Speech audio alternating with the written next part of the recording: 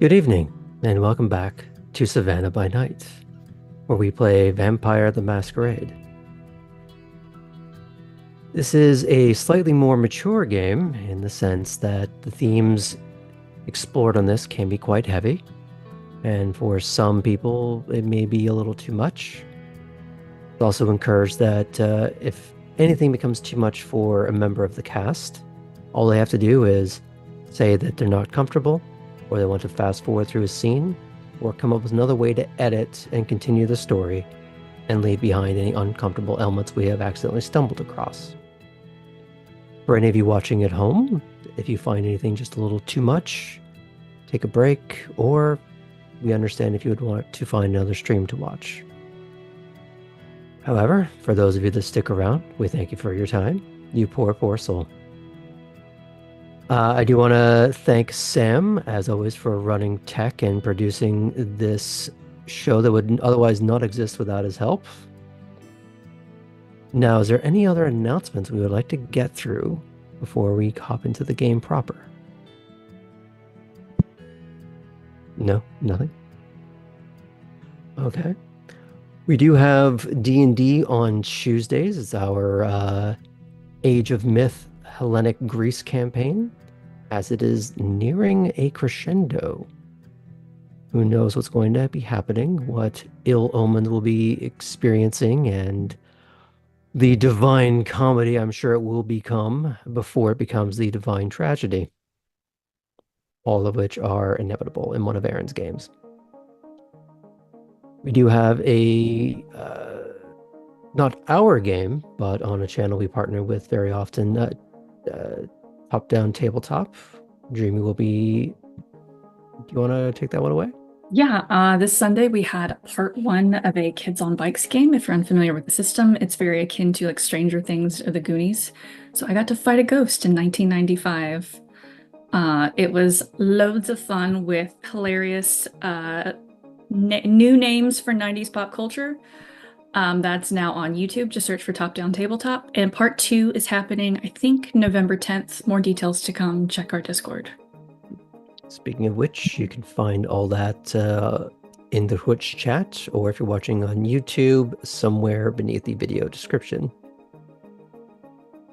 Now, unless there's anything else anyone would like to add, any plugs, anything of that nature. Oh, Iskra, I believe you had an announcement that you would find important that you made last night.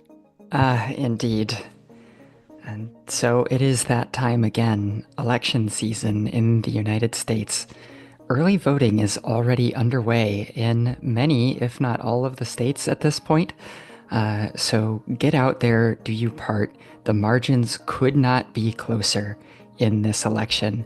You could very realistically be the deciding vote. There are a lot of things on the line, a lot of rights on the line, a lot of future at stake. So head on over to vote.gov to get started. Or if you want to hit me up via DM in our Discord, we try to keep politics light there, but I'm all about it, so I would be happy to talk one-on-one with you and point you in the right direction. Right. Go vote. Thank you for that. And on that note, let's tell a vampire story, shall we?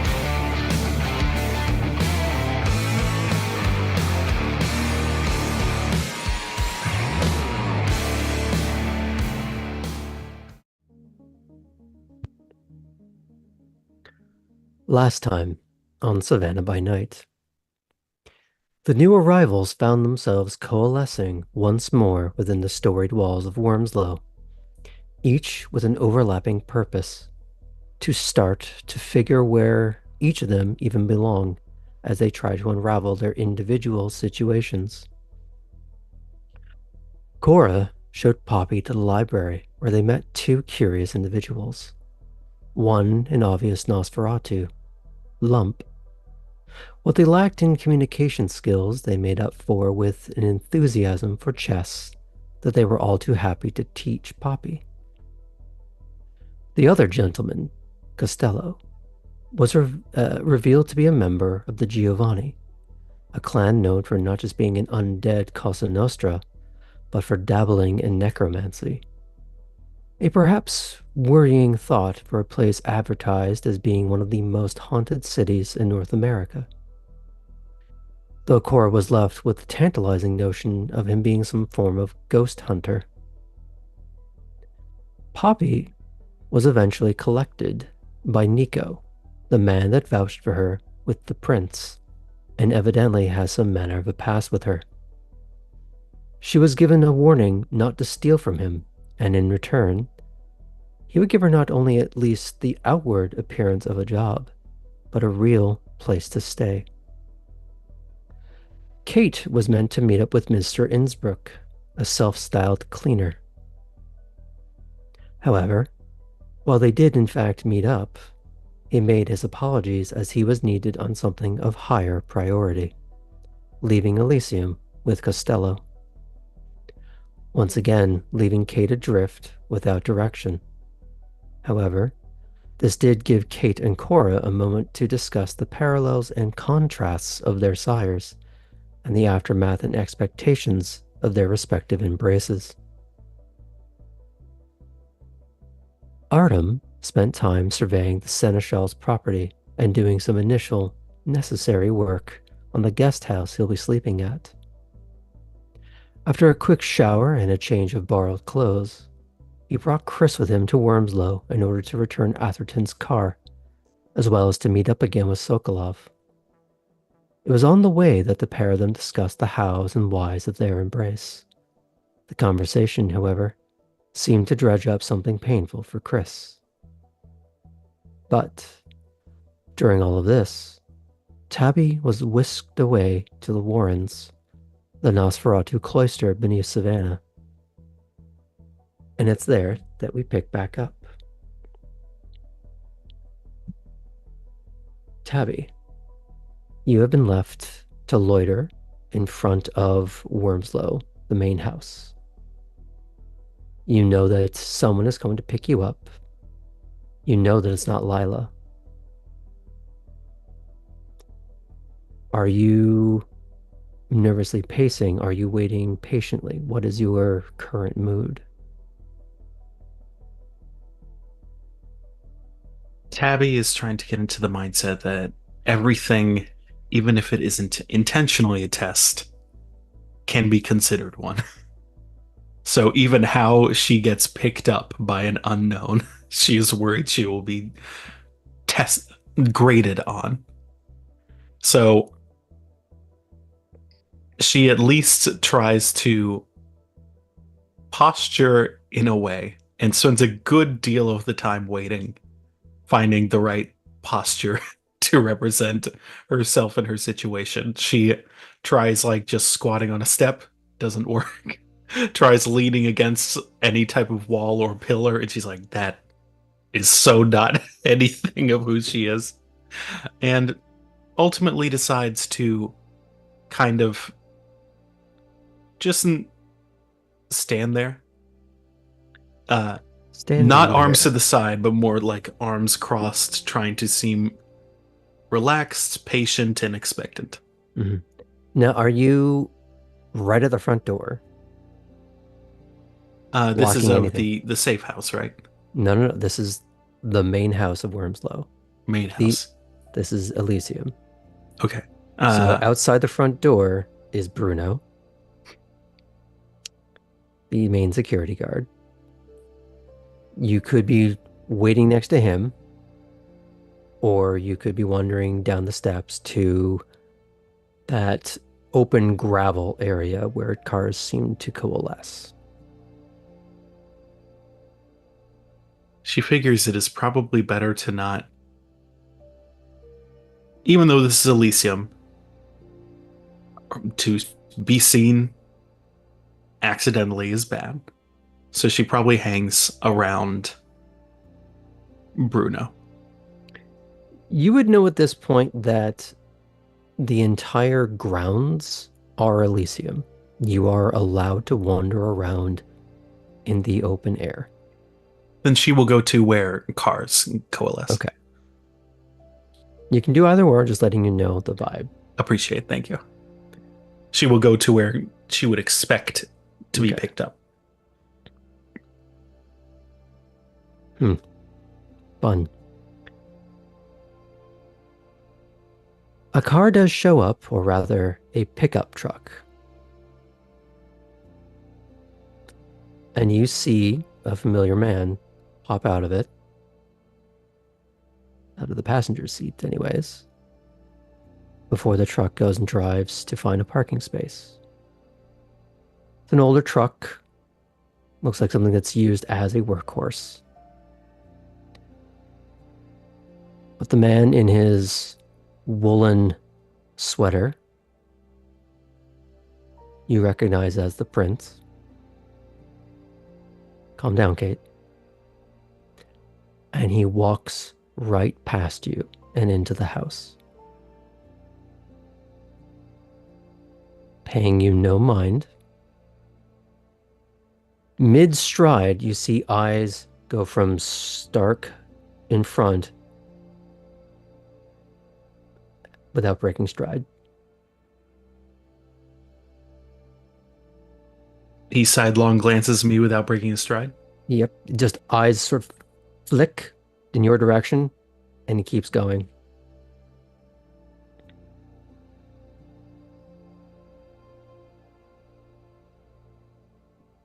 It would be almost reptilian.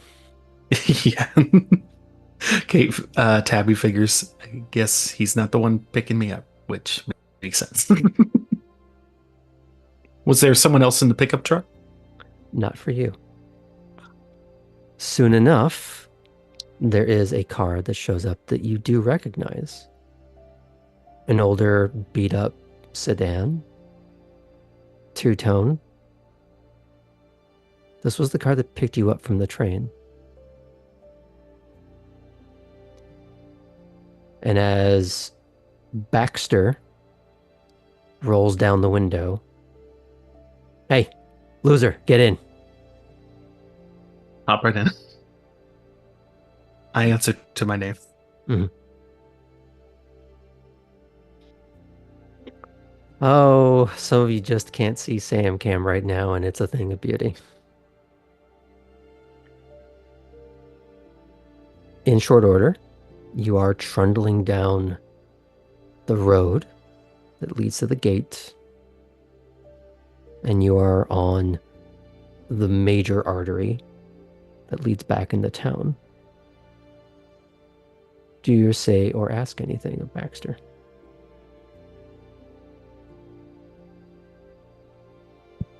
We have interacted with Baxter. He took us to Elysium the first time. Mm-hmm. He showed you to Mason.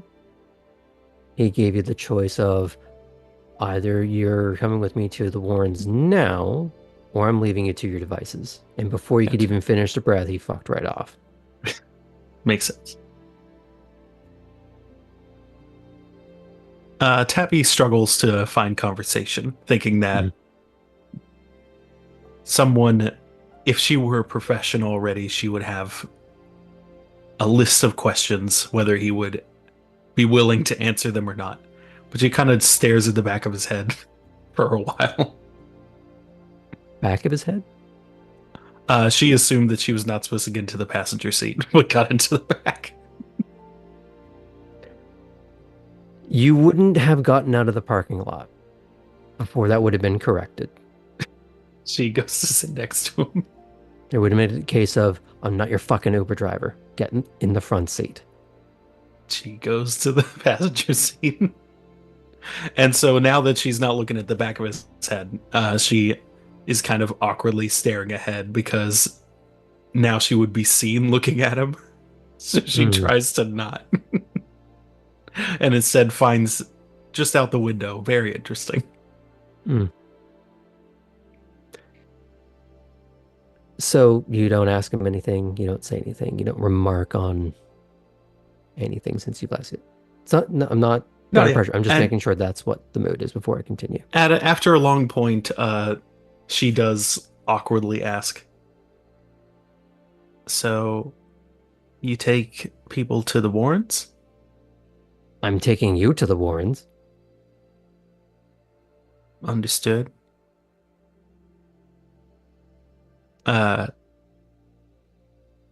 If you had a title that I would be permitted, even if not referring to you as, but like Deputy. Well,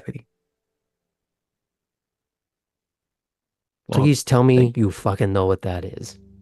Yeah, I mean, I'm far from an expert, but I know the sheriff and imagine it's similar to how that typically works. Yeah, I work for the sheriff. Cool. So when people like you fuck up, I help track you down. And because there's very few places in town that you can hide from one of me, one of us. And you don't know all the hidey holes that we do. Well, it's a good thing I'm only a marginal fuck up. Oh, we're going to find out eventually, aren't we, though? Yeah. I mean, there's not always truth in advertising. I don't know what the advertisement says about me. What do you want it to say? Not a fuck up. Yeah, you know... Which for this conversation would be bad, implying there would be the opposite going on, but... How the fuck did Lila not kill you on the first night? Okay. I don't know. I mean, I owe her for fixing her car. Her car needs to be fixed.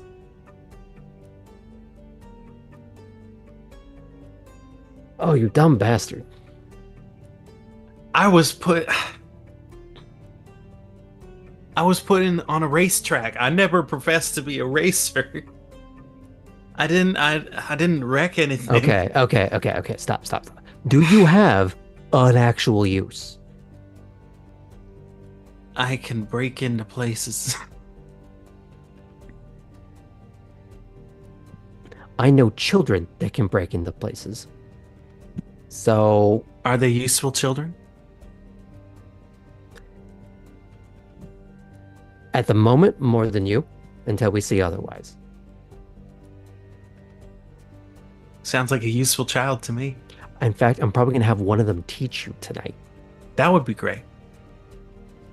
Oh, you're not going to like this. I haven't enjoyed a lot of the last couple of nights, so we're working for. So at least that means aiming high. At least that means you're paying attention. So that's a start. Fucking don't great. Do you have anything else you're going to add to that before we go to the cutscene? I appreciate the drive.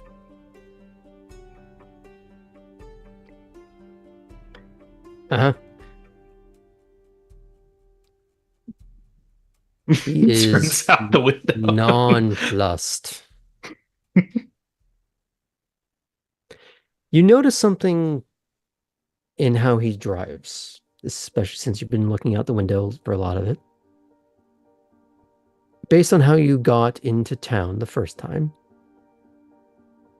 or rather how you were taken from Wormslow into the city proper by Lila, he seems to drive in a more circuitous, roundabout fashion. He never goes in a straight line to any one destination. He's always trying to make sure there is a twisting, winding path, so you confuse anyone that might be following, or to flush out who is following. There's been 1 or 2 times in this drive where he is trying to go against traffic laws in such a way that would flush out someone who was trying to follow.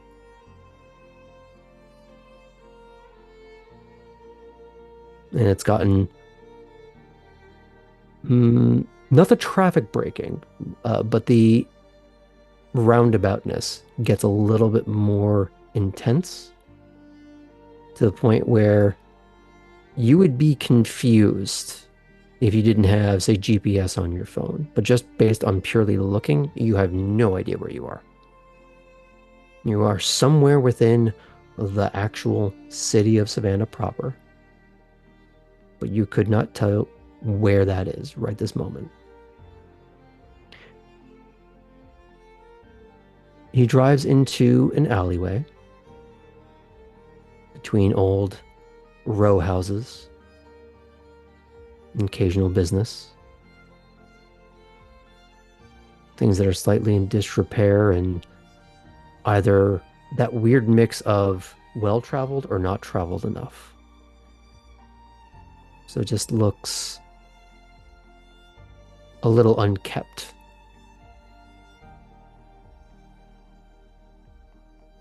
The garage door opens. He pulls the car in. He hops out. He goes to close the shutters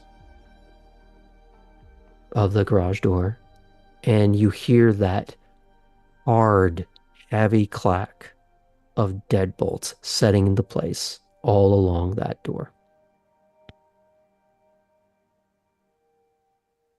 And it's that dim, cold lighting, just off blue. All right, you ready for this?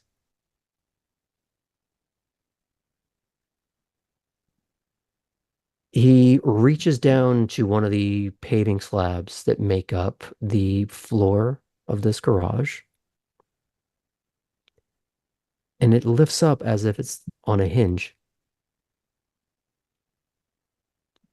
There's a belch of warm, uncomfortable air that fills the room. If you were to look down, there is a grungy metal ladder that descends into the depths of the city below.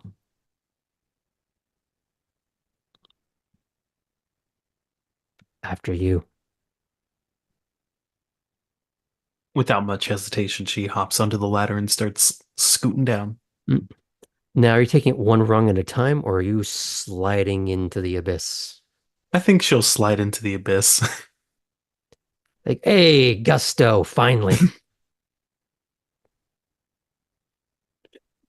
You get down about a good 40 feet before you finally hit bottom.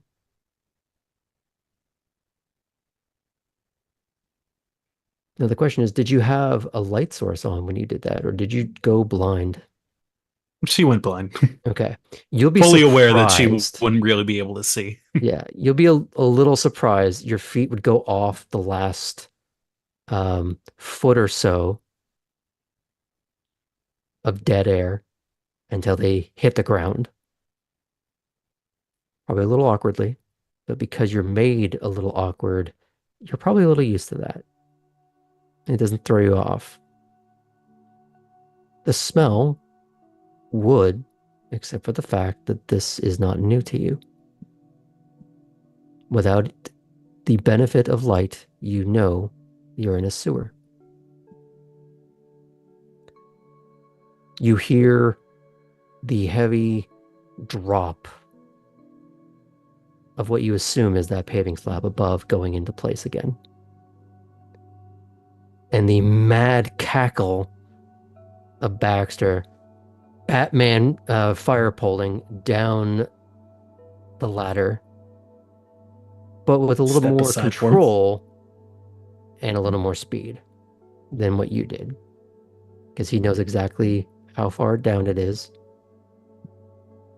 And it seems like he is reveling in this one little adventure, and also knowing it probably might freak you out and move you out of the way so he doesn't treat you as a crash pad, in theory. Yeah, she But moves. okay. He will take out a pair of flashlights and hand you one. There's a brief fight with his until it gets working, as he starts to lead you through the sewers beneath Savannah. The mishmash of tunnels is not just sewer. You cross between sewer and what was once old brick tunnels that were clearly built for some kind of purpose beyond sewage. A lot of them are bricked up, some are not. And he leads you through some of them, as if weaving you through this now confusing underground network in the same counter surveillance way that he approached driving on the streets above.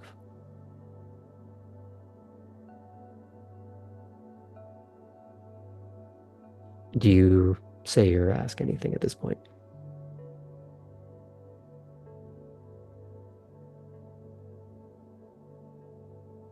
Anything that you would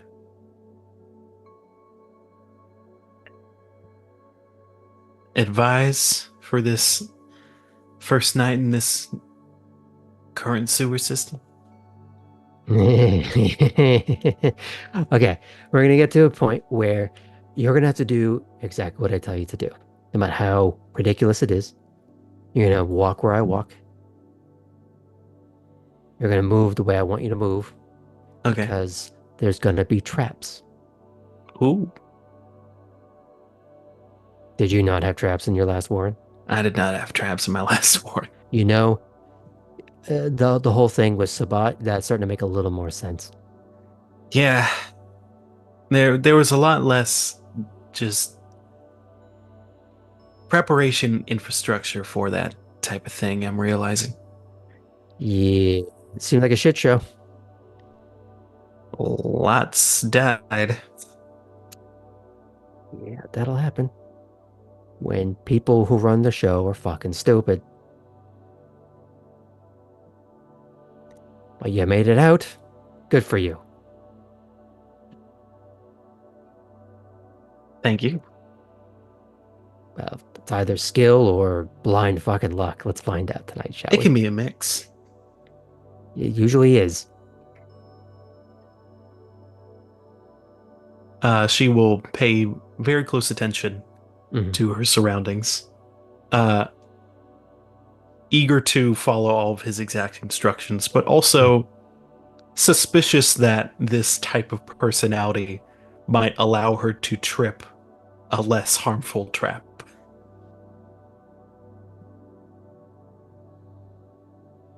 So if there's anything she can do about that to try and see it coming or anticipate that, she would like to. Not just blind faith, but will follow all of his instructions. So, something for you to consider as you're walking along. Maybe there is no such thing as lesser traps. There's no Star Trek set to stun setting on a battering ram made out of nails. Which on occasion, he will point out to you little things like that once you've already passed through shit. what would trigger it. It is a Macaulay Culkin showroom floor the further you go. That's fucking sick. And you notice some of them aren't just metal spikes, but some are intentionally made out of just wood. Mm. And considering you know how stakes work at this point, that's most likely the aim.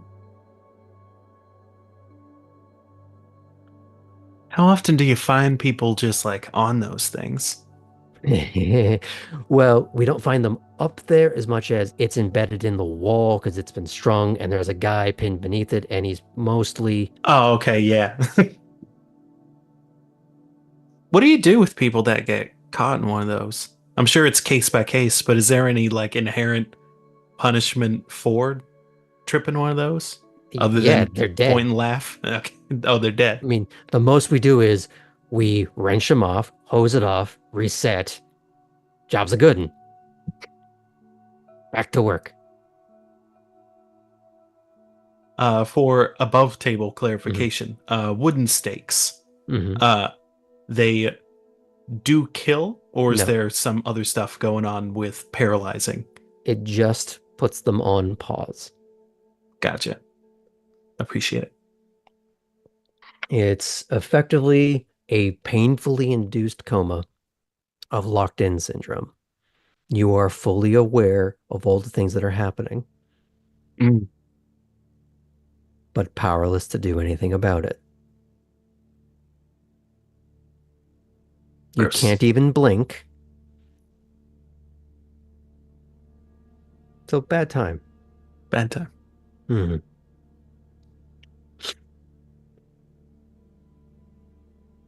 The labyrinth of decrepit and dilapidated mishmash of stone, concrete, brick, and human detritus twists and turns in what can only be assumed as intentionally confusing. No direction seems to give any sense of rhyme or reason. However, despite the surroundings, you are never in the muck. Your feet never slosh through the foul-smelling river of grime you expected to be hip deep in. Another set of confusing twists and turns, and you find yourself in front of a substantial bunker door that looks like it would be the metallic cork of a nuclear fallout shelter. You can hear Mm. whirring from somewhere in the dark, something that is spooling up but seems to quiet down before reaching any intended crescendo. The sound of heavy gears and screeching metal tears through the ears as the bunker door lurches open. Do you want to say anything at this point, or No. I think in this moment she will stand at attention, trying to pay attention to Baxter's body language Mhm. and imitate. He's very calm and relaxed about the whole thing. It's all Unless very he's like rote. posturing, in which case she probably won't posture. Mm. Then you might find out what that whirring sound really was. As you're pulled in and the bunker door reseals, dank putrescence, wow, that's a fun word, has given way to dry cobblestones beneath your feet and brick walls on either side of you. Welcome to the Warrens, Tabby. Sick. Mm. Much like some of the tunnels that you had seen somewhere back there, some are open, some are filled in, some have doors attached to them. But the further you go, the more pristine the brick looks, the more that it gives way to almost gothic arches.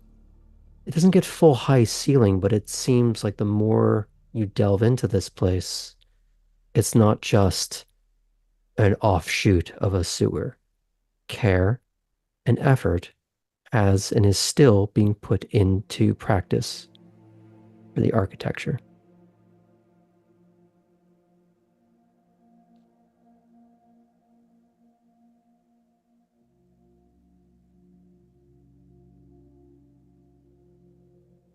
Do you remark? Do you react? Yeah, Tabby, a smile grows on her face, and she doesn't ask Baxter anything at this moment, but she does kind of look around, immediately trying to imprint these initial sensations and images into her head, hoping to make this familiar territory, and impressed by the the care. Uh, in addition to the traps and many of the other things that have made Savannah a more substantial place for Kindred to live and be established. Uh, it there she's appreciating all the little things and the big things, and trying to show that if it comes up in conversation or again that she would have something to talk about. But she's enjoying what she sees. Mm-hmm.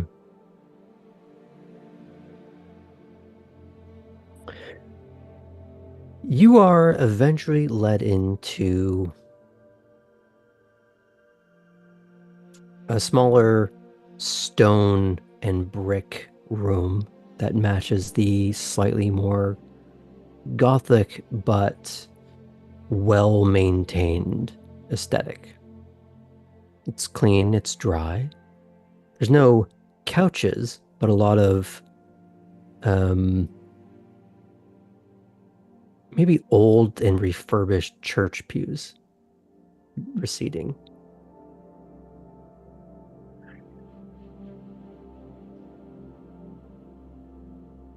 As you're led in, you hear Baxter go, "All right, job's done." And he heads back out. Thank you, sir. And just no He wasn't questions. And talking to watches you. him. Oh,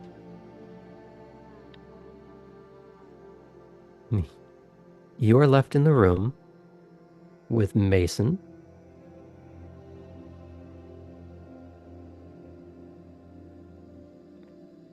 and a fairly stout, portly looking individual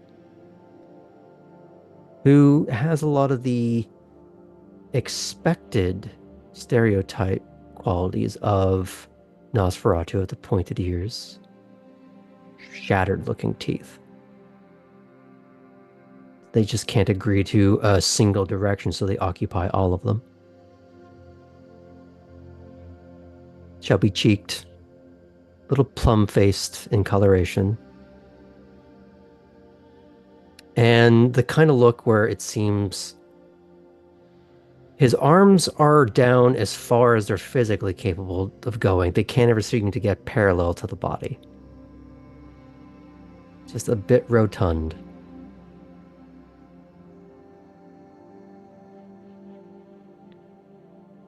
Mason turns in your direction. Ah, good. You're finally down here. eat bow, Mr. Mason. None of that down here. Bowing and scraping is for above. Yes, sir. But I do like the sir. That's a good touch.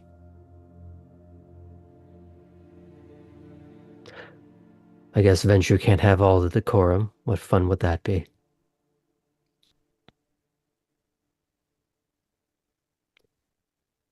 Tabby, this is Orson. She nearly bows again, but instead just like turns it into a nod. You hear Orson giggle, but it's more nervous rather than amusement at you. They didn't know what to do with that.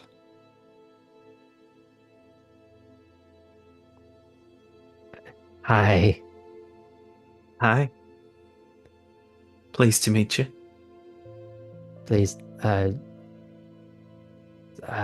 kind of missed who you are, where you're from. Tabby Morn. I'm from Louisville. Arrived here just 2 days ago. Ah. Uh, welcome. Uh, so, Thank you, Orson. are you the kind that likes to stay down in the Warrens, or are you the kind that likes to mess around up there? I would be happy to do both. I've been above ground doing my hunting for at least the latter half of my time in Louisville, but that's mostly because there was less going on in those sewers. Yeah. We, goes through a lot down here. A lot of It's maintenance. impressive. Yeah. Which one are you, if I may ask? I stay down here. How do you do that? She like moves the flashlight around. How do you do the see in the dark thing? I'd love to get that sorted much quicker. So, something I'll point out, there actually are working lights. Ooh. Just now occurs to her. Yeah. Sorry, I meant to mention that. When you walked she turns off the flashlight. When you walked past the bunker door, there were sort of the expected running lights along the ceiling. But as you started to move into places, there were more strategic, architecturally minded lighting. Wow. She seems to take that in for at that moment when she asks and turns off the light. Holy shit. I mean, it's not my work, but yeah, it makes life a little easier. And do you work on it? You hear Mason chuckle at that and goes, "No, Orson's milieu is a little more organic." Huh. Orson,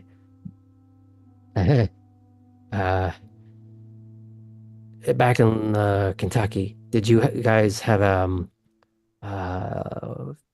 does something like to call it a brood master? I don't think so. And he looks at Mason. The most we a had little were people excited. with a bunch of rats. But he looks at Mason very excited about that and goes, "Be my guest." And this Rubenesque individual starts to waddle through, and he's very excitedly waiting for you to follow. She will follow with a smile. And Mason calls out, "Take the other one with you. I need to get out of their cubby hole." The yellow one? He's yelling out to Orson. Right. She'll ask Orson then. The yellow one? Other one. Yeah. And Orson, as he's slightly ambling, a little bit of a waddle to his walk, a bit of a bob, goes, you want to put the light away where we're gonna go. You're gonna freak some things out, okay? You got it, Chief. And much of the warrens that you're finding, there's still a bit of a maze, and they're not all as pristine as that room you were just in, but they are well-kept tunnels, passageways, and some walkways with grading, and even some flowing water, as if there was some kind of runoff of treated sewage, more of a gray water running through the place, bringing just a little bit of moisture without being gross and humid. It keeps some sort of airflow. This is the, how do they put it on Community? The room temperature room. it's maintained. So you kind of get through this idea of clusters of tunnels and rooms, and some you see as more like workshops or other kind of projects. And you get the impression Orson's going to take you to one of those specifically, but you find a more, we'll say, residential area. Yeah, he's pointing on the wall as he leads you into a tunnel because this usually what we call student housing, where a lot of the new guys stay. Cool. Looks nicer than the hole that I had. Did you? There was a mound. There was structure. I don't. It wasn't this nice. This is like going to college for me. Oh, Did you ever go to college? That's long not time meant ago. to make you feel any sort of way. I just don't know if you did. Seeing if there's a connection point between our life experiences. Wasn't really an option at the time. Oh. Neat. Yeah, but you learn stuff from life better. Anywho, and he waddles along, leads you to another metal door, but it seems to fit some of the aesthetic. It's not the bunker style submarine door or anything, but just robust would be the better word. Where people like to settle down. They clearly want a little bit of protection, a little bit of privacy. It doesn't look like it's locked from the outside, but clearly from the inside. And Orson's misshaped hand forms this meat wad of a fist that knocks on the door. Hey, Eli, Ellie, you there?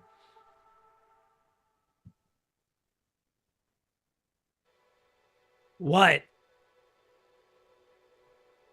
We got company. New kid. Do I have to? Uh, it's not me saying it, but Mason said you gotta go on a walk.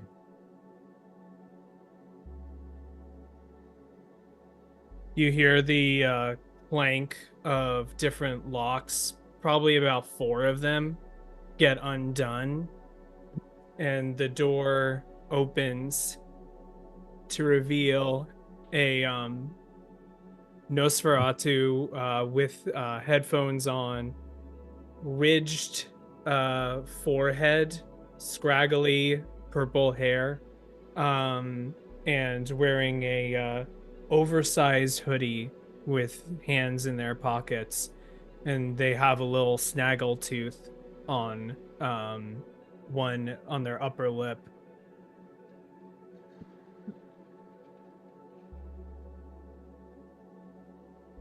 Hi, new guy. Hi. I'm Tabby. Okay. Nice to meet you. Turns to Orson. Where are we going? You know where. And he seems excited. Tabby considers Orson's excitement infectious and is not perturbed by Ellie or Eli's greeting. Ellie, I misspoke the first time. Ellie. You asked them what a broodmaster was, what didn't you? Okay, let's go. Do you lock the room behind you or do you leave it open? I actually go back inside, and you'll have seen there was light coming out of them, coming out of the room itself, even though you can't see from the door where. And you just see those lights go off, and then Ellie like pulls the door shut, and then does have a key to lock it. So I have a question for this little bit of set dressing. Was it ceiling lights, a work light, or mood lighting? It was screen lights. So follow up. With a screen implies other tech connected to it. Was it RGB puke or uniform lighting? It is uniform lighting.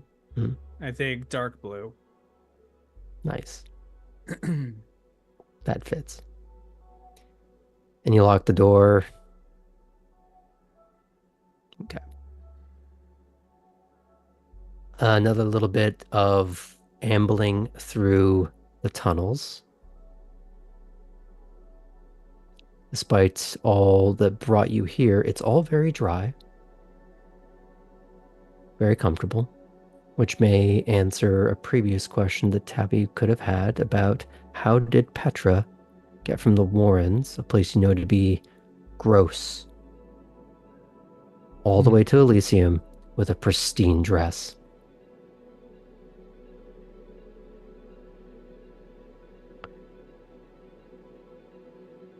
You do have to go down a rampway grating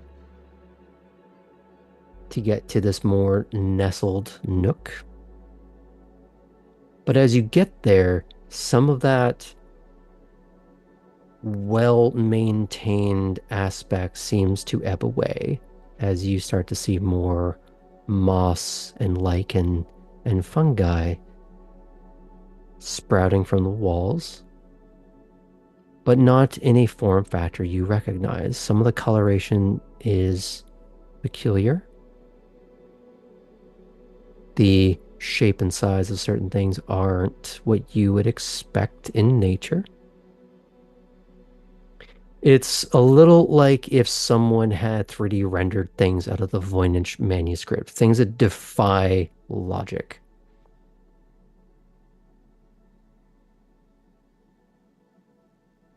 And the growths all sort of seem to surround the door.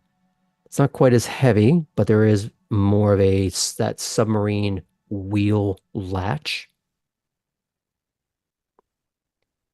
As he gets closer to it, he waves his hand over some of the moss around the door, and it photo reacts to his touch.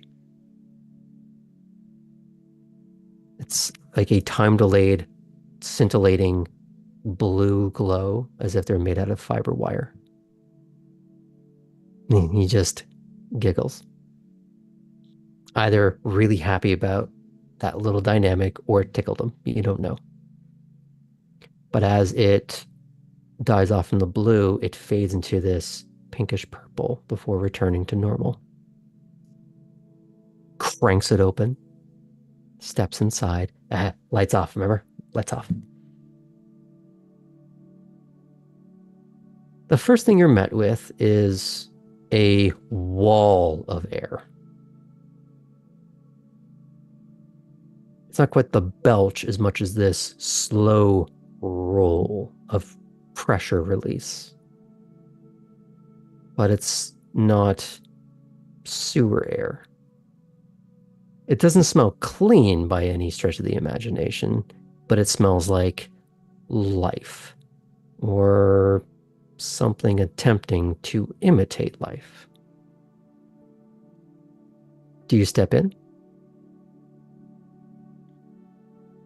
If Orson would indicate so. Oh, yeah, he's very much, come on. Then yeah. Ellie's already stepped in. Just ahead of the tour, just trying to get it over faster, I assume.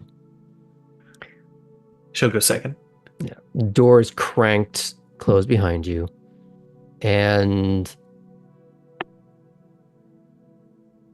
you can feel and almost taste the sound of the wall pulsating in places around you. It's that sensation of, or rather the sound of rope twisting against itself, the fibers twisting and writhing. But as that sound starts to wind up, little pockets of that same bioluminescence kicks up. And it seems to be on a slow pulse in rhythm with whatever's grown into the walls. It seems like some fungal colony or collections of disparate colonies. There are gross looking pools built into the floor, irregularly shaped. You see a rat the size of a Pomeranian, misshapen, scuttle by.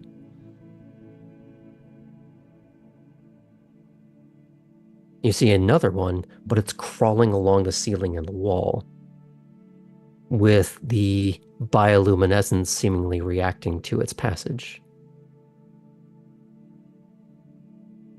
But as you see the light trailing off of it, you don't just see rat features. There's alligator aspects to it as well.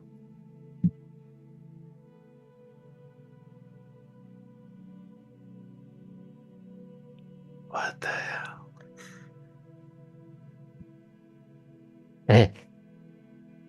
Broodmaster.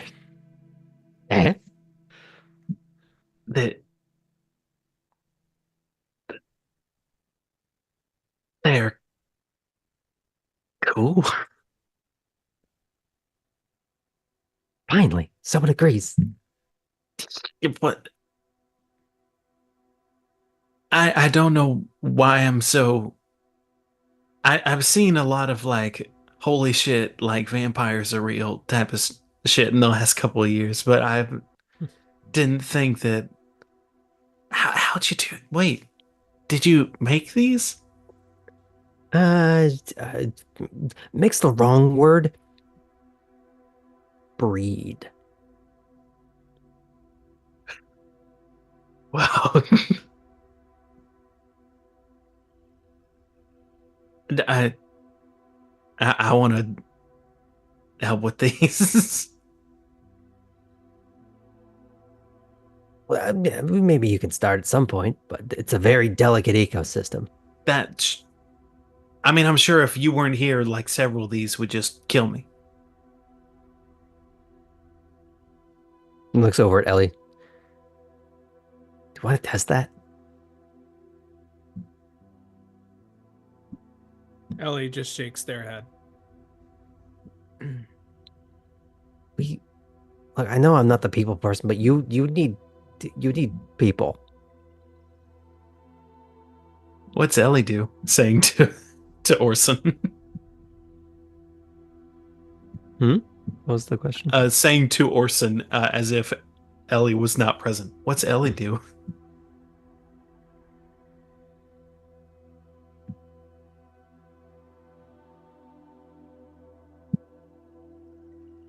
Good Pivoting. with computers.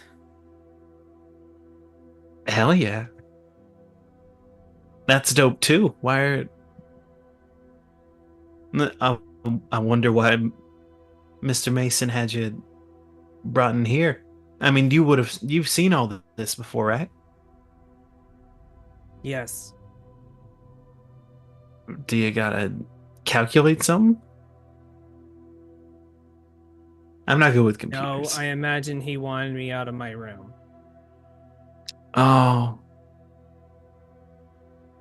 I'm sorry, that was not a pitying. Oh, that's it. I get it. No, it's pitiful, so it's fine. It's pitiful if you want it to be. You would see Orson during this starting to back up a little like Homer into the bushes, except it's into mycelium, not wanting to be part of how uncomfortable this has gotten for him. Door's over there. Well, I mean, Ellie, I don't know you don't know me, but I mean, it's nice that you're good at something. I've had to fucking sell myself to a bunch of old vampires in the last 2 days, and I haven't had a resume to show them.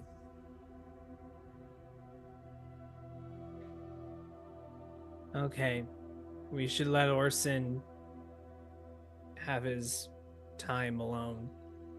I'll take you back. Tabby can't help but start to like laugh at the way that phrase was. I'm alone. Okay. So, when did you get in? 2 days ago.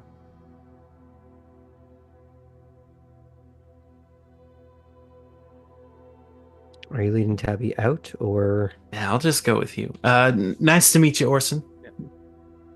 And you hear from a few different places in the room. Hi, Tabby. What the fuck? And it's that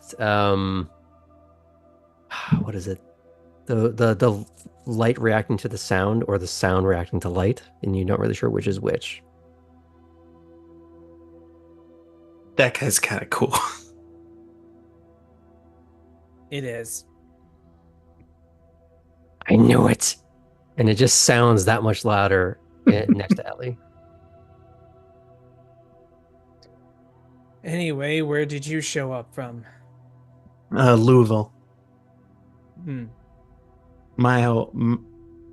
Stop me if you don't want any of this information. The only reason I'm here is Sabat pretty much showed up, took everything out, and I say an evening. I was only there for like an hour after they showed up before I left, but I'm pretty sure they tore up everything and everyone.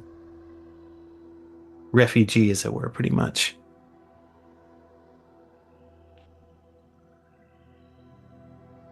Sucks. You from here? No.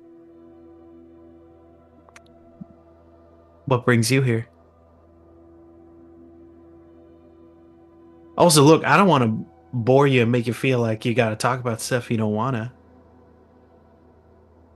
It's fine. So you're looking for a job? Yeah, I need to start building up. A When I'm resume. asked, what are you good at? I need to be able to start saying something. I've Have you broken found- into a few houses. Do you like breaking into houses? Yeah, also breaking stuff. So But you like due to the masquerade, like that's rarely the best option. So can't go punching through walls without immediately being like, "Whoa, what? Ew, that's a masquerade risk."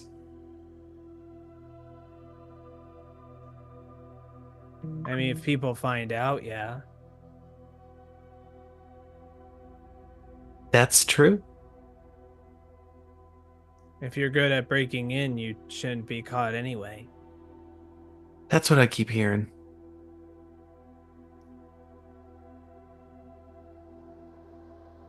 Have you ever So- broken into a house and just been like, "I want to smash something to because I was here"? Not like out of spite, but I don't know, calling card or something. I want to break stuff, but I gotta be sneakier.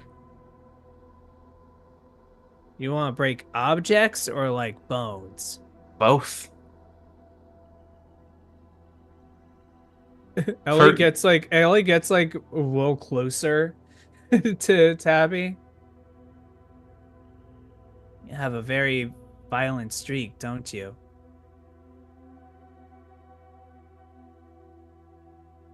A little bit.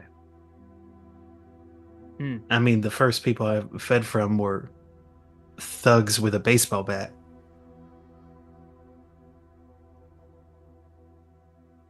I'm sure that's not abnormal for us, but it was kind of fun in a way. I was not a very strong person before. It feels good to be. Well, in that case, you could do somewhat an enforcer. You often need to break legs on that front. Ooh. Breaking in can also send a message to someone.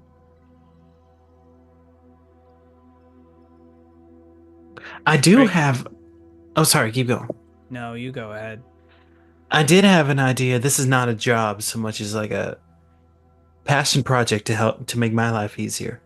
I've been talking to Lila a little bit already, but I was hoping to set up a dating app, a series of dating apps, and using that as a way to get suckers to places where I could jump them. If that's not what you do, then I don't want to trouble you, but you seem techie. And I mean that in only the positive ways.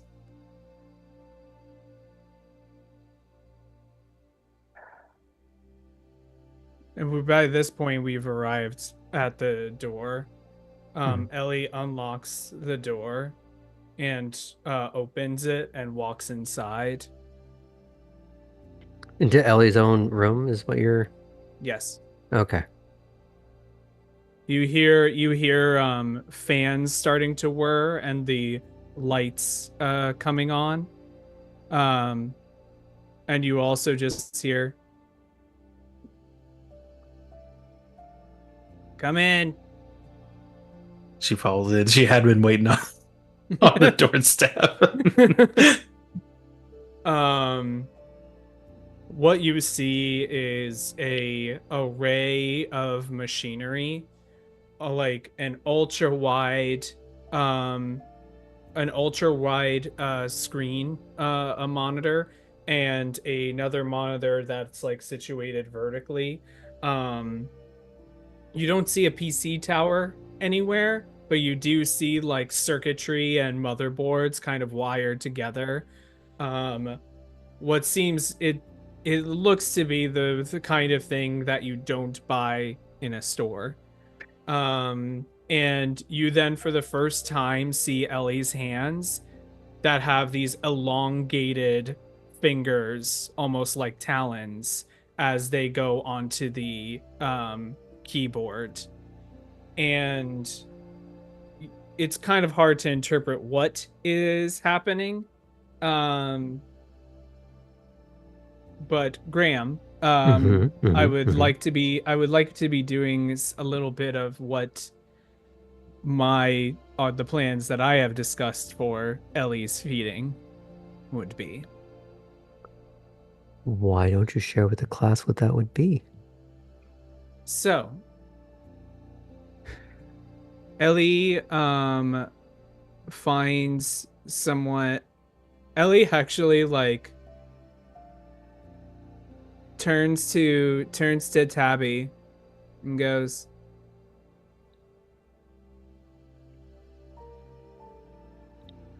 "Pick a number between 1 and 20. Good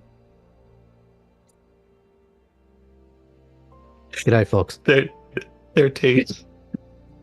I definitely wasn't gonna say 30 something.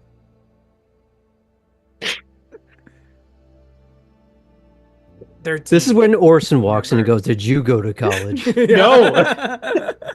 I did. I dropped out. Not 13. And so Ellie thinks in their head and starts typing, and what you're seeing is a like one of the like a some of these like flashing messages coming up, and you also notice that the screen to the side seems to no longer be Ellie's desktop, but a desktop of some professional or something like that. And it seems to be, and Ellie like puts in the like opens like a sticky notes on this desktop and just types down,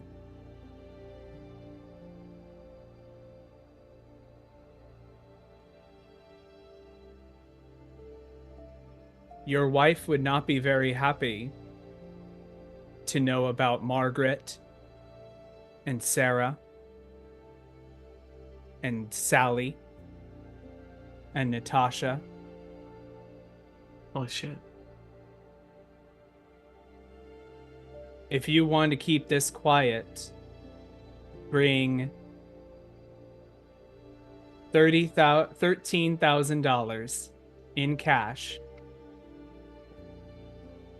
They said Meet 20. at this location. Come alone." And sets a time, like 3 or 4 hours from now. He apparently hadn't been. And then said, type confirm if you have received this message, and then wait like 30 seconds, and then confirm in all caps, and then delete it, and then confirm lowercase. I imagine what you would be seeing, because you are looking at someone else's desktop effectively, yes? Yes. Of the intended target. Mm-hmm. You have basically opened up Notepad or something like that and surprised them with, "Dear dude, give all the money, because all the things of this Mambo number 5 lyric set I will tell to your missus." With the implication that you have proof to substantiate more than just a list. Mm-hmm. You would see that they are treating it for a moment like an instant message on a phone or a text, where you see they think in their head that all you are seeing is the 3 little dots, the 3 little dots, the 3 little dots. Yeah.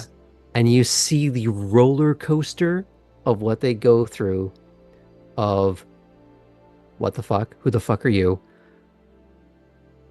And it goes through a whole list of expletives, dealing, bargaining, denial, and back again. And then finally, after about He did that out of 15 order. minutes, after about 15 minutes, it finally just goes, "Confirm." I like how he tried to deny it, like, so far into it.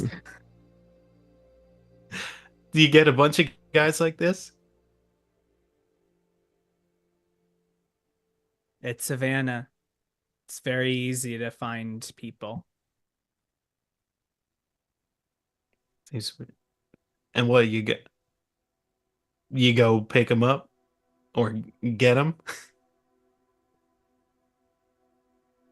I'll show you. Oh shit!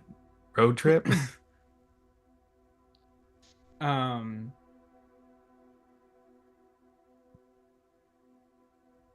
No, actually, that leads me to a question.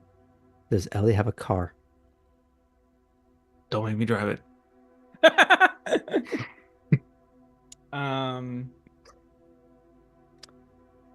I think Ellie picked a place that is near enough the entrance to the Warrens that Ellie would not need a car to get there. You would also know that there is more than one way in and out of the Warrens. That's mainly the front door. Mm-hmm. You can find another way if you Yeah. choose. Do you choose the front door or another way? I think I'll choose another way. Okay. And you're starting to lead Tabby out? Yeah. Okay. You would have to go through a myriad of tunnels, and you are finding ones that are a little less well kept. And there's an air that radiates off of one in particular. Likely one that you don't go by very often, but occasionally to get where you're going, you have to skirt around it.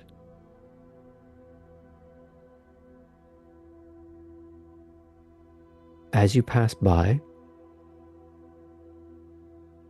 both of you get the outline of someone standing there. You don't get a good look at the face, just a little bit of that pale sort of hairline light illuminating probably from the back. So you just get this faint silhouette.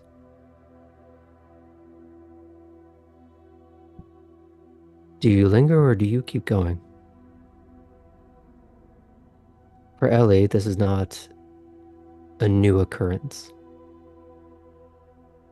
In that case, Ellie keeps on moving.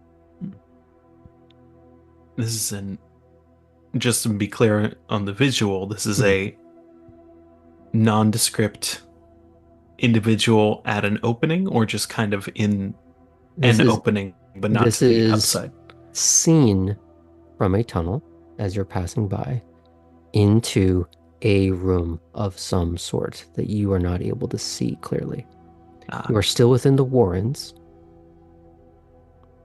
so presumably this is someone that belongs down there. I will continue following Ellie.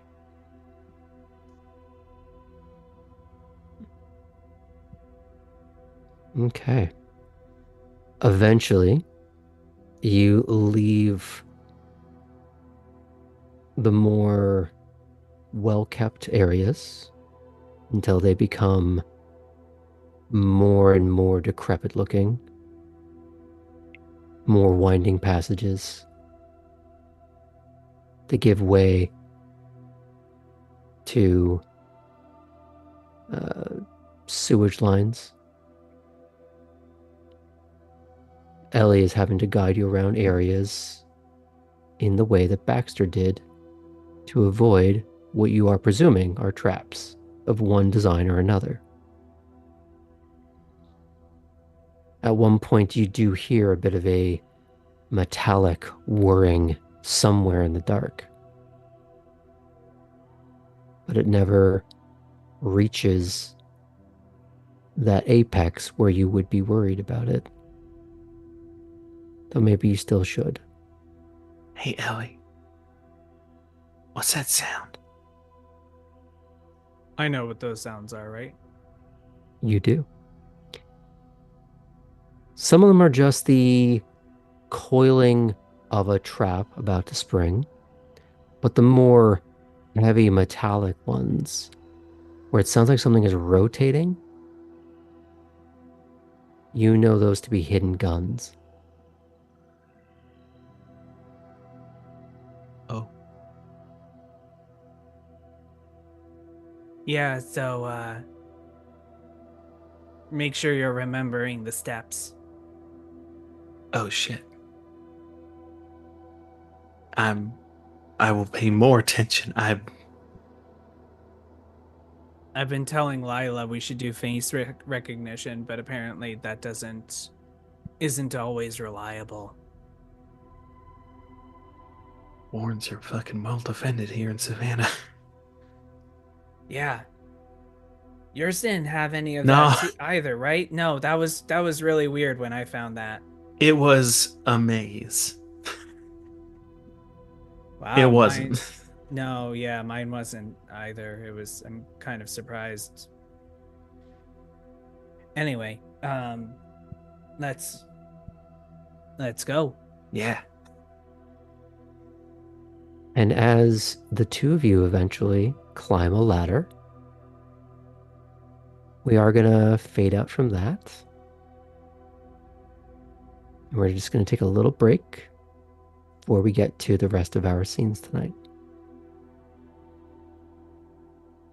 So, we'll be back in a few minutes, maybe about 10 or so. See you soon. Welcome back.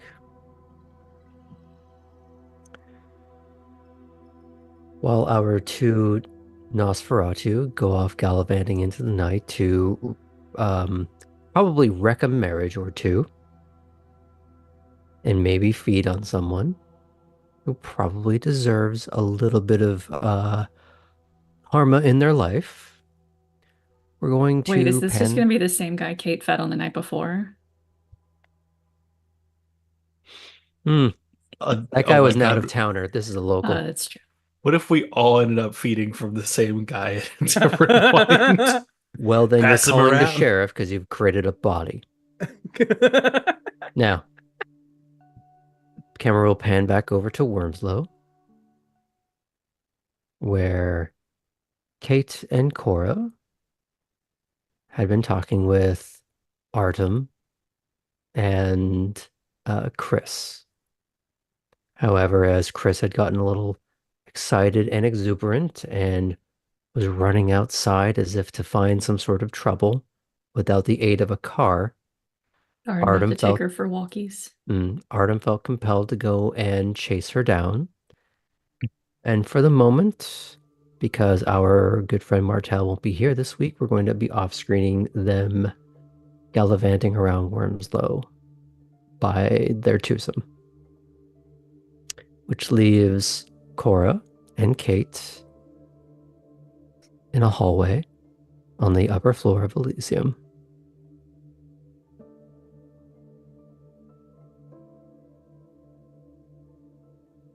So, what are the rest of your plans for tonight?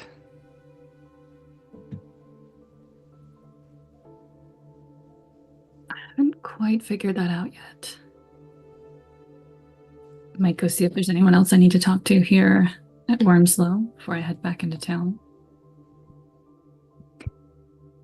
I have to see Atherton about something, but other than that, the night's wide open for me.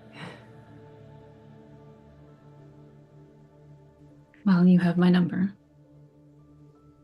And you have my invitation, at least as long as I'm allowed to stay in the cottage. I don't know how long that's going to last. Yeah, that might be something you need to look into.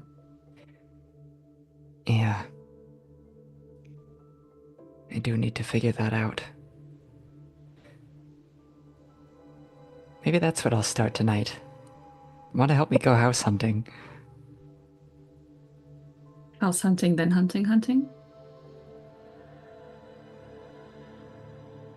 Kate, you're going to let me go hunting with you? No. I don't know about that part. For a Ventru, hunting is a bit more private. Got secrets to keep and all that.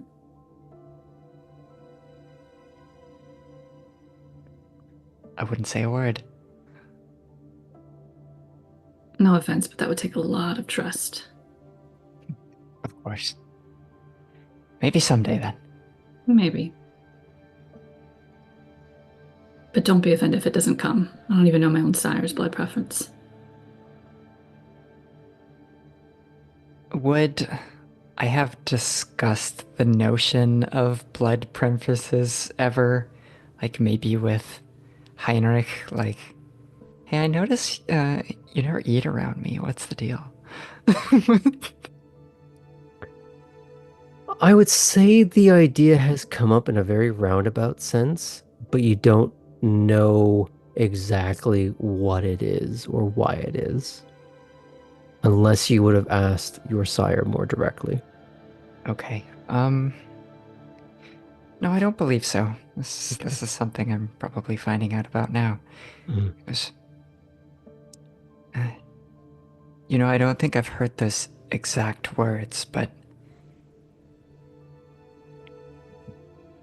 we did, my sire and I did talk about curses. This is talking to the storyteller again for a minute. 'Cause, you know, that's an interesting thing, is that, you know, everyone knows Malkavians have a little something special about us. Is that it for the Ventru? Every clan has a curse. And it's unique to every Ventru.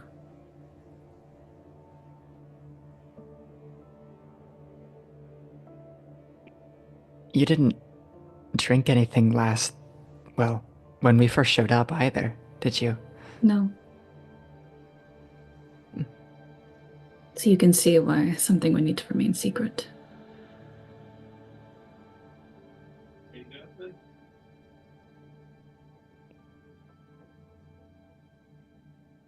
It's a lot of leverage to have against a vampire. Yes, that would make sense.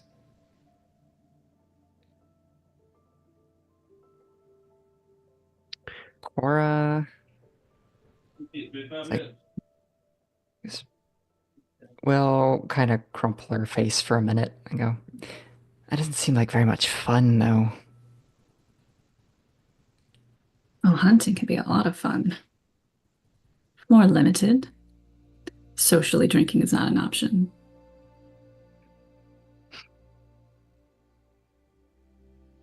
But there's an element of challenge. Hmm.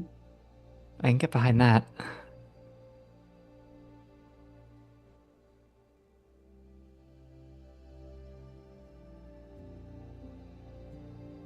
Is that what you're going to do next, then, after you talk to people here in Elysium? Are you already getting hungry? All right for now, but... Kate pauses for a moment as if mulling over if she's going to share something or not. It's on my list. As if to interrupt that thought, you hear steps on the stairs, neat, ordered, as Atherton comes into view. Hello again. Miss Fulton, your presence is required in one of the parlors downstairs. All right. I should warn you that it is Prince Brooks. Oh. All right. Am I to follow you to make my way down on my own? I think it would be to your betterment for you to arrive promptly on your own unescorted. All right. You said downstairs? Won't be hard to miss, I promise. Thank you. See you later, Cora. Good luck, Miss Fulton. But I'll say that in Italian.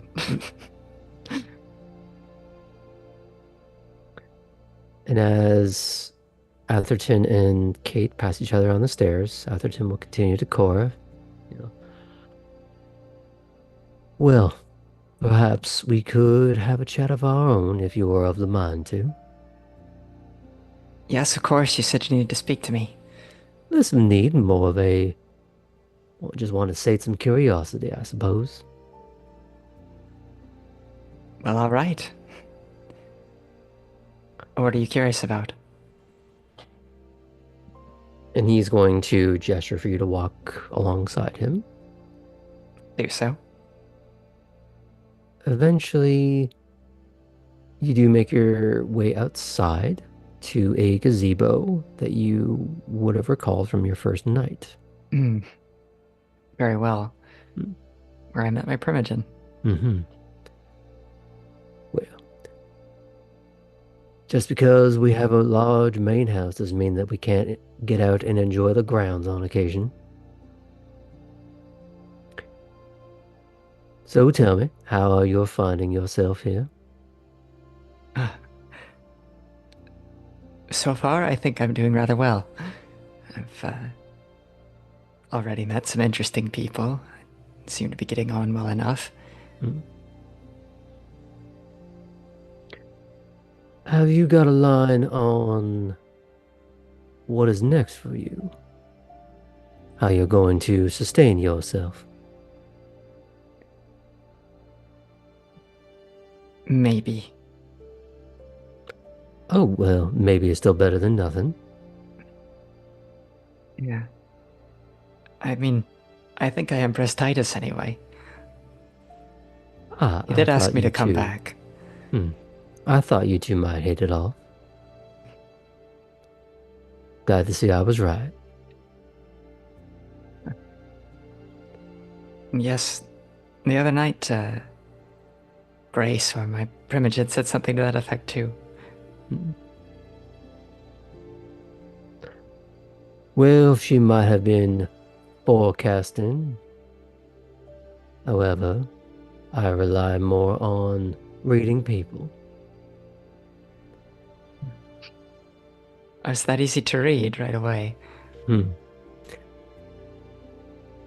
Part of my job is to recognize situations and people before they realize their own needs. To anticipate inevitabilities. It wasn't hard to discern that someone in your previous profession and one of Titus would have some sort of beneficial overlap. Of course. Did you get any sort of formal declaration from him, an offer? He did want me to come back by the track when I had the availability.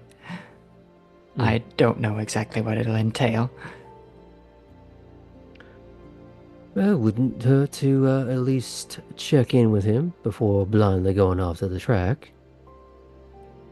Of course. And since you now have your own car, shouldn't be too hard to get out there. Right, I do. I'm glad that Artem safely returned yours. Well, I had very little doubt. I do happen to know his sponsor after all. I'm pretty sure we would have arrived at some sort of arrangement. Still, that was awfully trusting of me. We'll call it a small error in judgment that didn't go anywhere serious. But now you understand, and we don't need to speak of it anymore. Perfect. So long as it doesn't repeat, of course. Cora's just gonna laugh at that not repeating.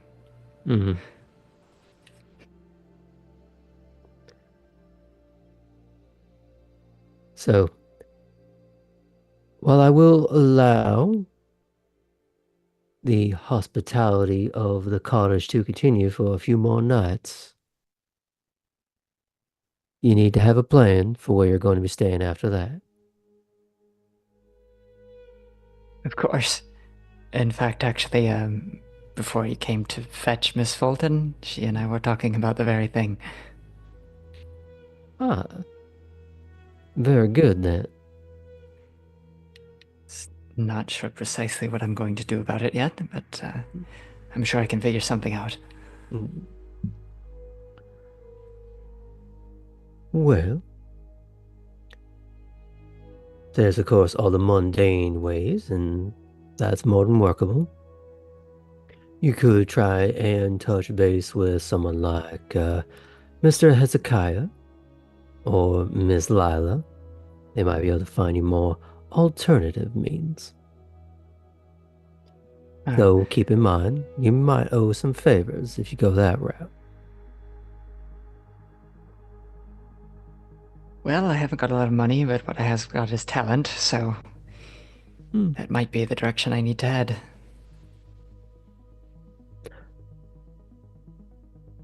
Well, I'm sure you're capable of figuring that choice out for yourself. But I've been asking you questions. Do you have any for me before I get back in there? Well, is there any way that I can help you out?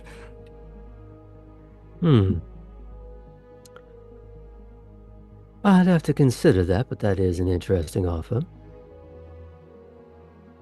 Having someone at the ready to do a little bit of gopher work is always required. If you're looking for security, I have that well in hand at the moment. But perhaps I could find other ways to make use of you and your skill set. But let me consider that before I jump to one answer or another. Absolutely.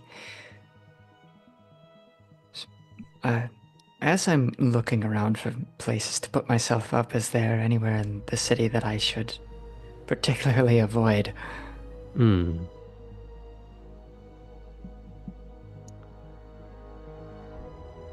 That is a very good question. I'd avoid Tybee for the simple fact of anytime a storm hits, it's going to hit there first, and, well, hard to sustain any sort of fiction when a storm hits during the middle of the day when you're asleep. I could see that posing a problem, yes. Hmm. I would avoid trying to attempt squatters' rights on anywhere near the vicinity of Skidaway Island. Many, more of a gangrel issue, but sometimes they venture out there thinking they're going to stick a claim, they'll dig a hole, they'll live out there, won't bother no one. And no one ever hears from them again, most like.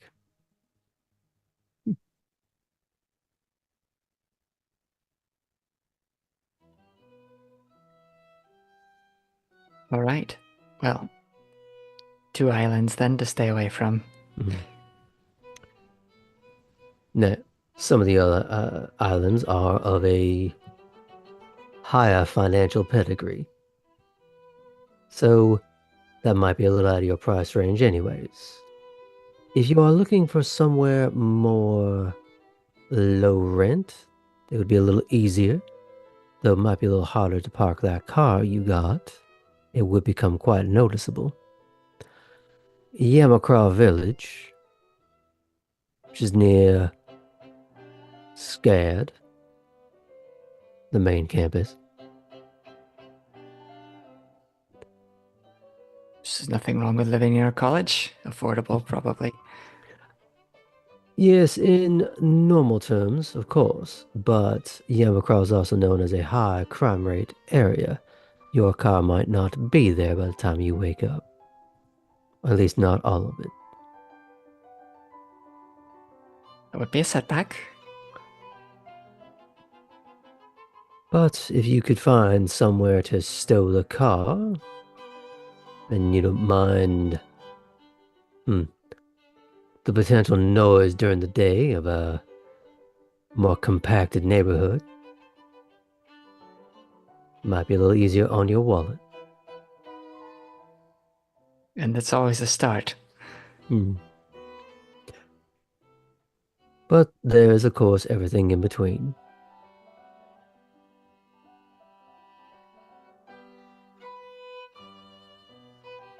Going back a minute, Hmm. what would disappear a gangrel on Skidaway? Well, some of those very same storms. There are, of course, Geru that like to wander outside of the confines of civilization. A Garu. Lupine, werewolf. So they are real. Well, before you get any bright ideas to go and see one up close, I should remind you that some of them can be 10 feet tall, 15 feet tall, in their fully Really? realized form. And they're none too fond of our kind. Bit of a kill-on-sight agreement in most cases. Well. Perhaps not right away then. While a certain amount of ceasefire has been negotiated, it is always on rocky terms. Not to be believed from one moment to the next.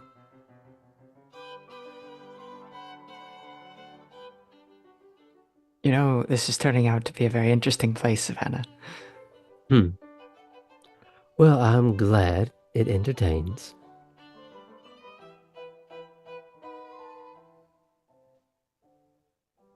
So, I suppose you have a little bit of a small plan. Have you made contact with Mr. Aldridge since you've gotten a phone? I haven't really made any phone calls, no. I would recommend that being a higher priority. You may also wish to check in with your Primogen and/or Whip, just to let them know that you have their number, that they should have yours, and should they need you for anything, you are ever at their disposal.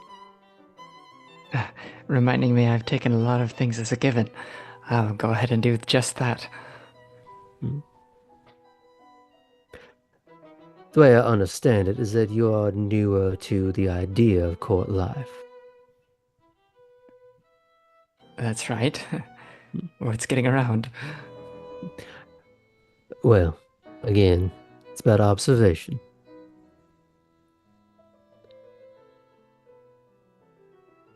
But those of our house aren't always the most give a damn when it comes to court niceties, so a few lapses aren't the worst.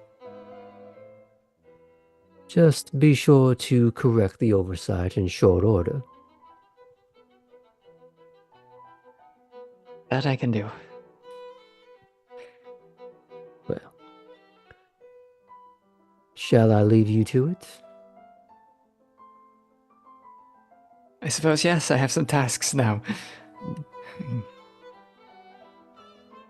I'll be in the house if you need me for anything. I'm sure your friend, Miss Fulton, will be around for a little while longer.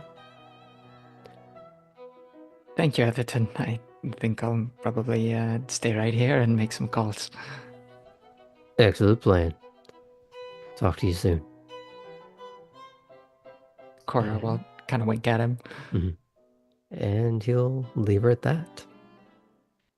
We will pan out on Cora beginning to text and/or dial as is appropriate. As the camera sweeps over through the house to the click-clack of Kate's shoes. I think I'm actually in boots since I dressed to meet. Oh my gosh. My name and brains. Thank you. Fine. The click-clack of reasonable heels. As they make their way through the house. And it's very easy to find. Because you think you're going into a parlor.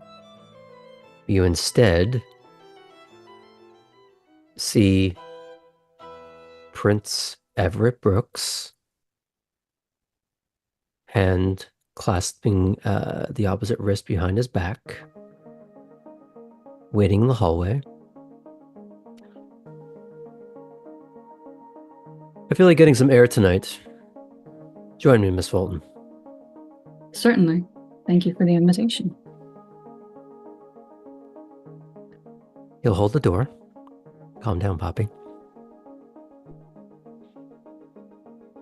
He'll hold the door and escort you out. Or he will resume the previous posture. And you will start a slow meandering Sorkin through Elysium grounds.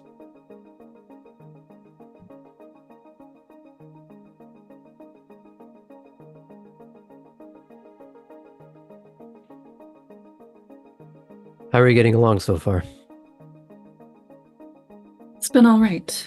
It's been a lot of meetings, and the time to make a choice is quickly approaching. And I think I need to call Halsey. Good. Something to understand. No one's waiting on your call. It's become quickly apparent that just the full weight of being sent here and the difference Savannah is for me from DC.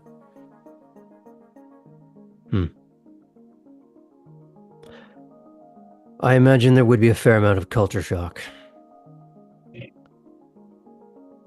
For one thing, you've been spoiled by privilege that no longer applies. You've been pushed out of the nest, and you have to learn how to fly on your own now. The advice I'm going to give you: make calls. Show up to places. Do not be passive. Initiative is how you will get noticed. Competence will keep you within their good graces and mine.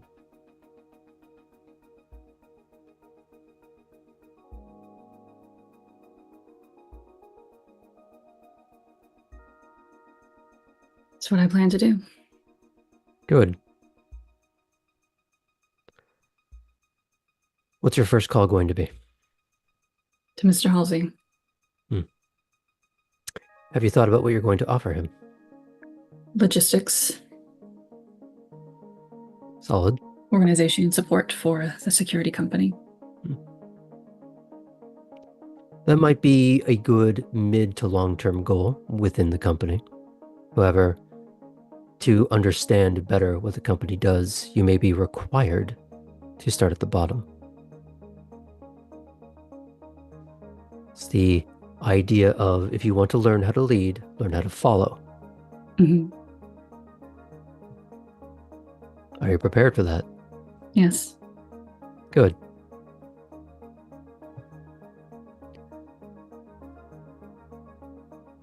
Have you ever worked a night shift before?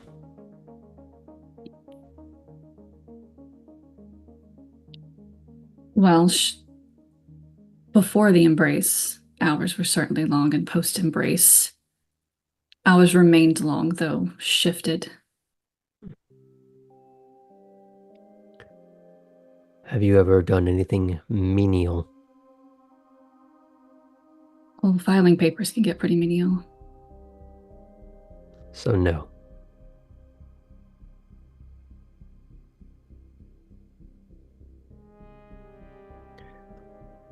I would suggest working with Mr. Innsbruck at some point to correct that. We were meant to meet tonight, though his plans changed. Ah, yes, I have been made aware of that situation.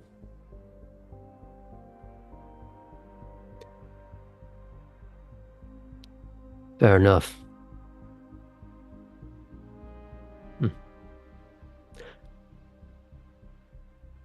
Miss Fulton, you ever dug holes before? I actually have. Explain. My grandfather owned a farm in East Tennessee. So you have done some menial work before? When you phrase it that way, yes. Shucking peas on a back porch. Peeling potatoes for Thanksgiving. It's a start.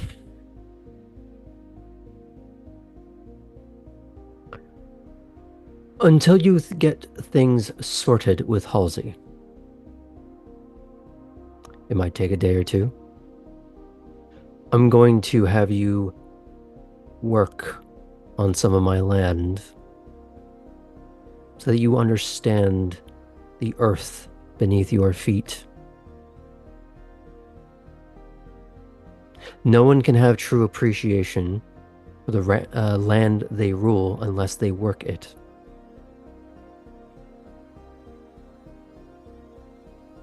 By the end of the week, you will have tilled soil. You will have moved earth. There may be a body in it, but you're going to get used to working with your hands. Yes, sir. Now, I've given you directives, I've given you direction.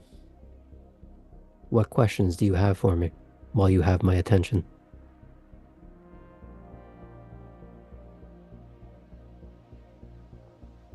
Dreamy's gonna need half a second. All good? Yeah. My brain is just not firing as fast this week. Okay. Would it help you if we took a small break from that scene so you can pause and think of some questions and I can check in with someone? Perfect. Okay. Thank you. In the meantime, we're just going to pan over to a very ritzy looking house at the north end of Forsyth Park. An ornate white mansion. The interior is similar to that of the interior of Wormslow. However, where there's more neutral art pieces lying around, at this house, there are more bold expressions, colors, patterns, glittering pieces. Statues that look like they jumped out of the pages of 1980s fashion concept art. All sharp angles, high color, sharp shoulders, tapered waists. Kind of like the more angular upside down Dorito shape that you would get in the time period that kind of gave rise to things like Sailor Moon. Ugh. I thought you'd like that. I do, and so does Poppy. I think she fully just has sparkles in her eyes as she's walking in. Mm-hmm. Yeah. And she might even just, under her breath, go, "Oh my god." This is just a lobby. I'm aware. I'm aware. This is amazing. Come here. He's gonna Okay. step behind you, hands on shoulders, and he's giddily pushing you through the house. Letting you see bits and pieces, some of the walking you by in a flash of little art pieces.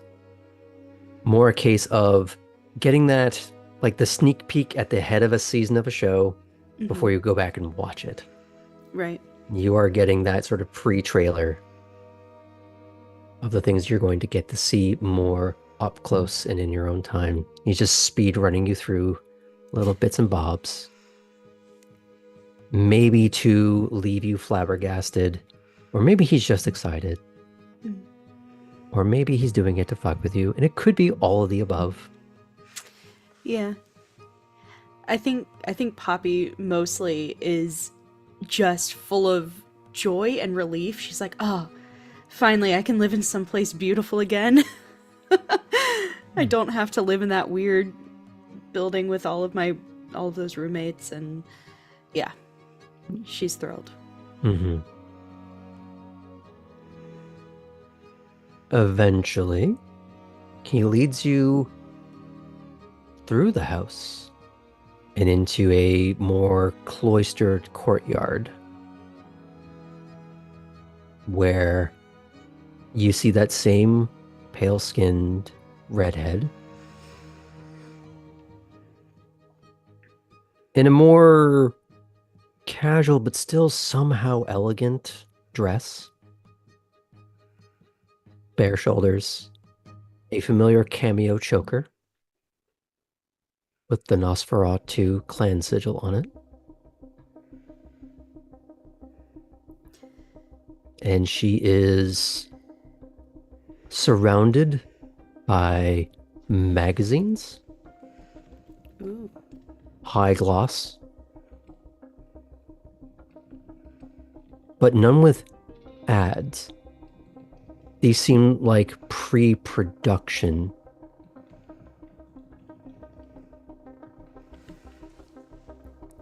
Advanced copies of Vogue, like all these things that are advertising or high fashion. That these look like, sorry, throw out Vogue, throw out Cosmo. These are the things that you would see ahead of a production release for a fashion walk in Milan, Paris, New York. Oh, wow. Cool. It's all that sort of thing. And she's skimming through some. She's drawing out her own versions of something, occasionally scribbling them up, throwing them away. Does she look less Morose? sounds like dissociatedly morose than she did last time I saw her? I'd say less morose Okay. and more still in that same dissociated state of hyper focused on this. Okay.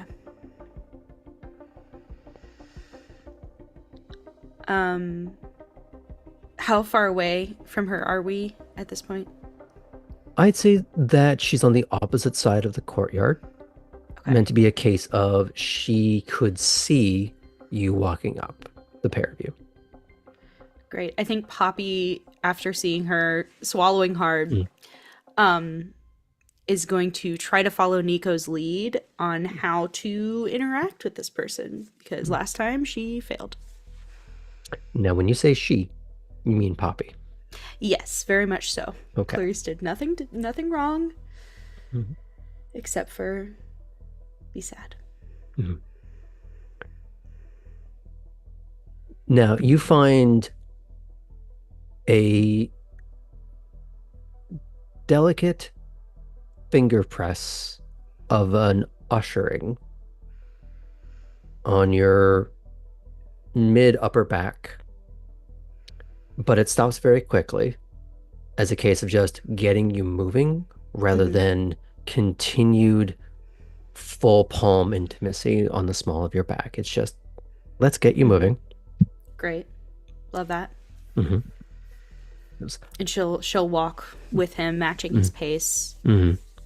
He'll lean in and goes, I'd say she doesn't bite, but that's not strictly speaking true.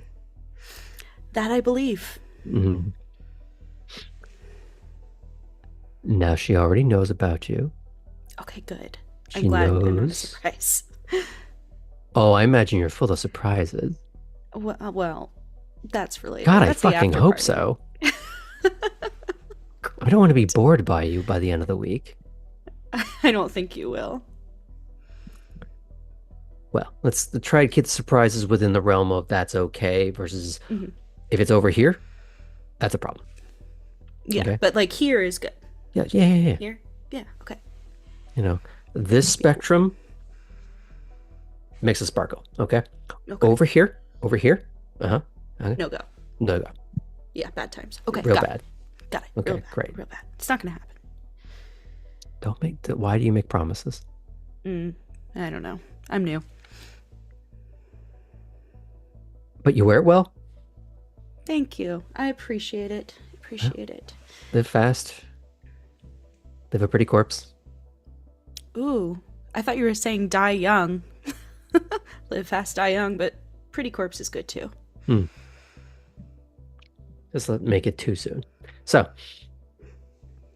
and as you walk around this underlit pool towards her, she sits up a little straighter on this button-backed, asymmetrical sofa with no backing to it. Cool. And it looks like the kind that is for the outside. It's not just a chair that was dragged outside and left there. This is a bespoke bit of garden furniture.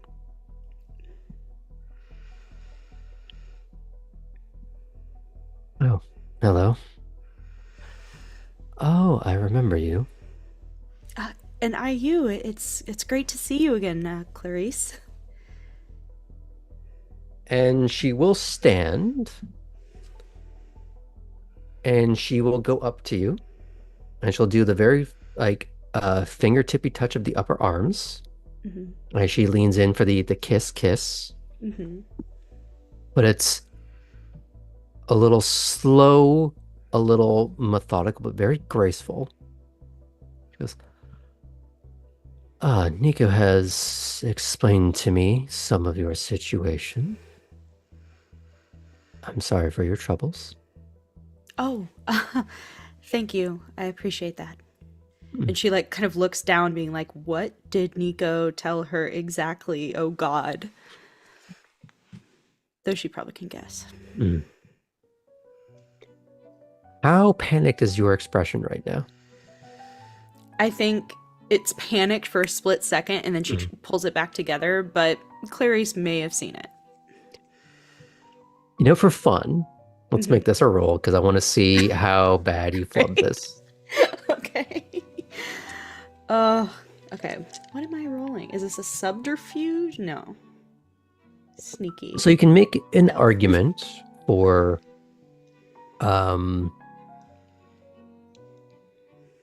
I guess manipulation would be the primary. Versus, or what would be your second skill? So either subterfuge or expression. Oh, they're the same, so either. Okay. Yeah. You go for that. It's going to be a difficulty of 7. Okay. I have 6 dice. Okay. All right. We have. We have 4 successes, 2 failures, and one of them was a 1. Okay. So then, so you have 4 successes out of 4 successes out of 6 dice. 6. Okay. So then that would come down to 3 successes. Right. Still pretty good. Sorry, one of them cancels out. Yeah. Either way, you managed to rein it in. Okay. Whether or not she caught it might be immaterial. It's more a case of you had enough self-awareness and then subsequently self-control to realize, uh-oh, and then pulling it back. Yeah. Whether or not she caught any of that, you can't read on her face. And if she did, she's not making light of it. Mm. So, Poppy. Yes. What are you going to be doing here? That is the question. Well, I've kind of taken on a project with Titus at the racetrack. Starting with that, it is kind of a large-scale art project. He has me doing a smaller one where I'm basically dismantling a burnt-out vehicle, which should be interesting. But I have this idea for, it's kind of like a club space, but I think it could bring together some cool aspects of Savannah. Like the DJ that was at the racetrack was incredible, and I can just totally see her being in the zone inside of this kind of hollowed out car space that I'm thinking of. That's the first project. And then I'm sure Nico told you he's been kind enough to allow me to work for some commission at his store, so I'll be doing that a little bit. She does give Nico a bit of this quizzical expression, just unless she fucks it up. Oh God. Does she say? No, that's what loud? he Okay. says. Oh, great. Yes, unless I fuck it up, which I don't think that's gonna happen. I've worked retail before. Okay, I can do it. Oh no, I'm having second thoughts. That I've worked retail? kidding. I'm Okay. kidding. Mostly. Yeah. So those are the irons I have in the fire as of right now. Still trying to figure out where I fit here. I'm good with creating spaces. So we'll see. Have you been up to SCAD yet? No, but I know that's a popular spot for, well, people like us. Parts of the campus actually dart the entire city. But the main campus is near downtown, off River Street. Okay. You may want to walk around the space. Many of the Toreador of the city filter through it at one point or another. So you might find others like us. And you might get a sense of what they're working on. It's a great idea, thanks. And if you happen to, I don't know, get a sense of how to better do one of their own projects, who wouldn't be against your best interest. Oh? Do you have someone in mind, or is this just in general? Oh, seeing- no, I'm just putting ideas out there. You can almost hear glee radiating behind you from Nico. Can I... Is this... Am I being bullied, Graham? Are they trying to put me in a No. situation in which I'm stepping on people's toes? Or does she really, like, sincerely want me to go and make things better? You know As what I was the theme last week. Yes. It is all of the above and yet neither. Great. But if you would like to roll, Mm-hmm. how do I? Because you would be trying to read both of their expression at this point. Yeah. Like, I Okay. feel like the monkey in the middle kind of vibe here. Like, what? I'll give you this for free. Okay. His glee doesn't seem aimed at you. Oh, okay. Great. But if you want to read any more about that, you'd have to roll for it. Yes, I would like to roll for it. Okay. So this would be you're trying to get a sense of body language. Mm-hmm. So I'll go with perception Great. and empathy. Okay. I have 5 dice. Sorry, 2 for empathy, 3 for perception. So this will be just a 6 for now. Okay. I have 4 successes and 1 2. Okay. You have to look over your shoulder when you get that sense of the glee shooting over you, and it's aimed at her. Mm-hmm. And you remember the first time you saw her. The picture of the morning beast in repose. And here she is up on her feet and animated, working on something. Not just what she's been scribbling at, but something else. And you get the impression it hasn't been like that for a while. And here she is. So I get kind of a sense that I'm a little bit of a project now? You might. Or something new, at least. Something new. Okay. You might get the impression that you're incidental in that sense.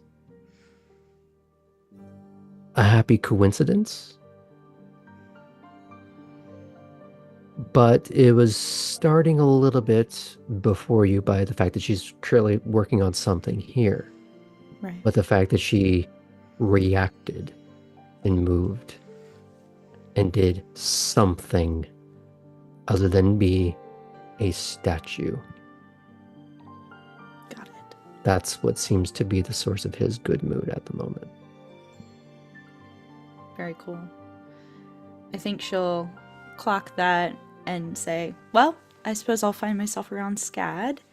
What are you working on? I couldn't help but notice the glossy pics. Oh, well, I can't just show these to anyone. These are pre-production. For? And she'll invite you to sit down with her. Yes.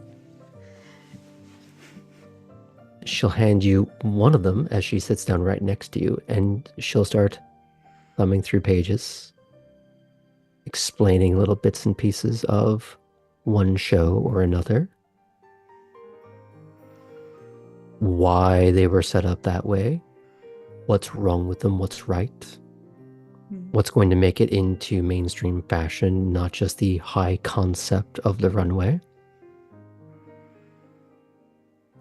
And she'll occasionally ask your opinion on which do you like and why, which do you hate, which could you see an enemy wearing. An enemy. I think Poppy, of the silhouettes that she's looking at, favors the strong lines of things, the slight Vivian Westwood vibe, a little punkish.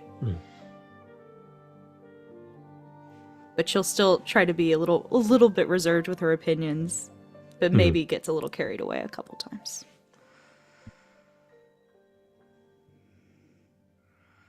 You'll notice as you're getting more and more into this, Nico isn't there anymore. But not in a, I have left the scene, in more a case of he's just not in the immediate orbit. He's at the other end of the pool, hand in a pocket. You get that little bit of the light twinkling off of a diamond stud in his ear. That little bit of prismatic catch. And he seems to be talking on the phone to someone, but in a jovial, casual way. It seems like, oh, I can leave her with someone for a little bit, and you don't know maybe who that's referring to. Got it.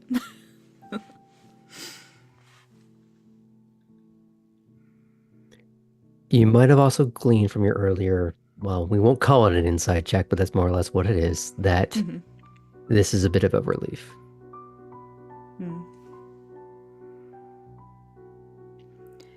I think Poppy feels relief about the relief that she's at least a little bit needed. You know, that's exciting for her. So eventually, she does seem to get a little antsy to get back to work. While she's clearly enjoying the interaction, but you've also been a little bit of a distraction. And she wants to make use of what light she can before the sun comes up. As soon as Poppy kind of senses this, she goes, I'm so sorry for the distraction. I need to find out which room is mine. And she like points back to the house and kind of ogles it for a moment. Nico, oh, just a moment. I'll talk to you later. Yes, kiss, kiss, click. And he walks over. I see we're getting along famously. Oh, yes. No, this is so cool. But also I'm totally in the way. Which room is mine? Do I get a room or am I in a broom closet? Oh, like I'd sully a broom closet with you. Come on. And he does look over at Clarice, but she's right back in it. That hyperfixation, right back in. And he knows he's going to have to check on her at some point. Because you would know, being what you are, that Toreador have that obsession that can lock you into place when you're focused on something you find artistic and beautiful and wonderful, which is great if you're inside. Real bad if you get entranced by a billboard in the middle of the day or in the middle of the night and you're there all night and see the sunrise. Yeah. So you'll likely be back to check on her for that. He'll lead you into the house. And for a moment, you think he's about to lead you down into a basement. Oh, in you go. Oh, No? great. Perfect. It's And probably for a a prettier moment- basement than I've yeah. ever seen. For a moment, he'll actually close the door behind you. She'll like stand like right in front of the door, just like Just like face, like nose right up yeah, against just you. like way too close. In a split second, he'll open back up and he'll be just... I mean, I know I didn't have you going, but it still made my night. I know. I'm here really for that, clearly. Well, good of you to realize. Self-awareness and all. Yes. One of my best traits. I'm glad Is to have it- met Clarice again, by the way. Hmm. Self-awareness aside. She seems more in her element than when I met her. And he will start to walk you through the house as a more somber energy comes into it. Mm. She's better. She has her moments. Right. You're catching her on a good night, which are more common than they used to be.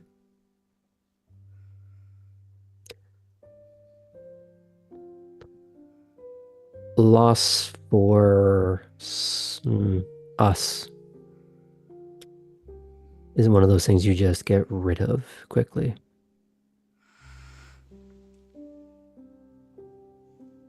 So I think having a little bit of life in the house might be good for her. Yeah. But don't make me regret it.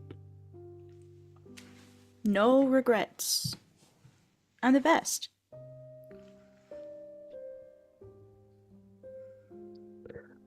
Well, I really hope so. Mhm. Because I have the sheriff on speed dial, and good God, she's fast with a trigger. I've witnessed it, Nico. I'm aware. I'm very aware. I should get you to meet her properly one night. If that entertains and makes the house a happier place, then sure. Well, I mean, I just think it'd be funny because you're the same clan. You might find something to talk about.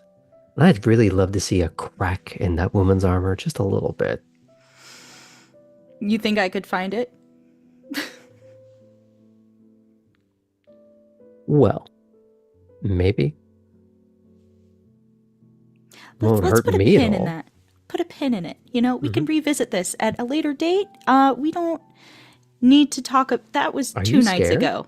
Yes, terrified, Nico. Oh my god. God, you're paying attention.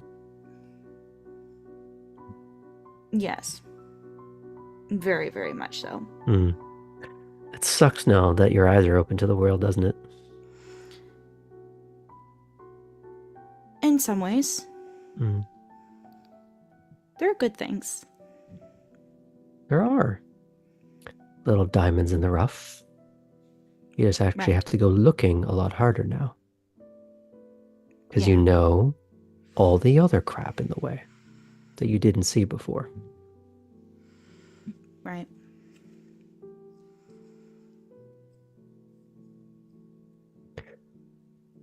So, about your room. Yes. Like you, work in progress.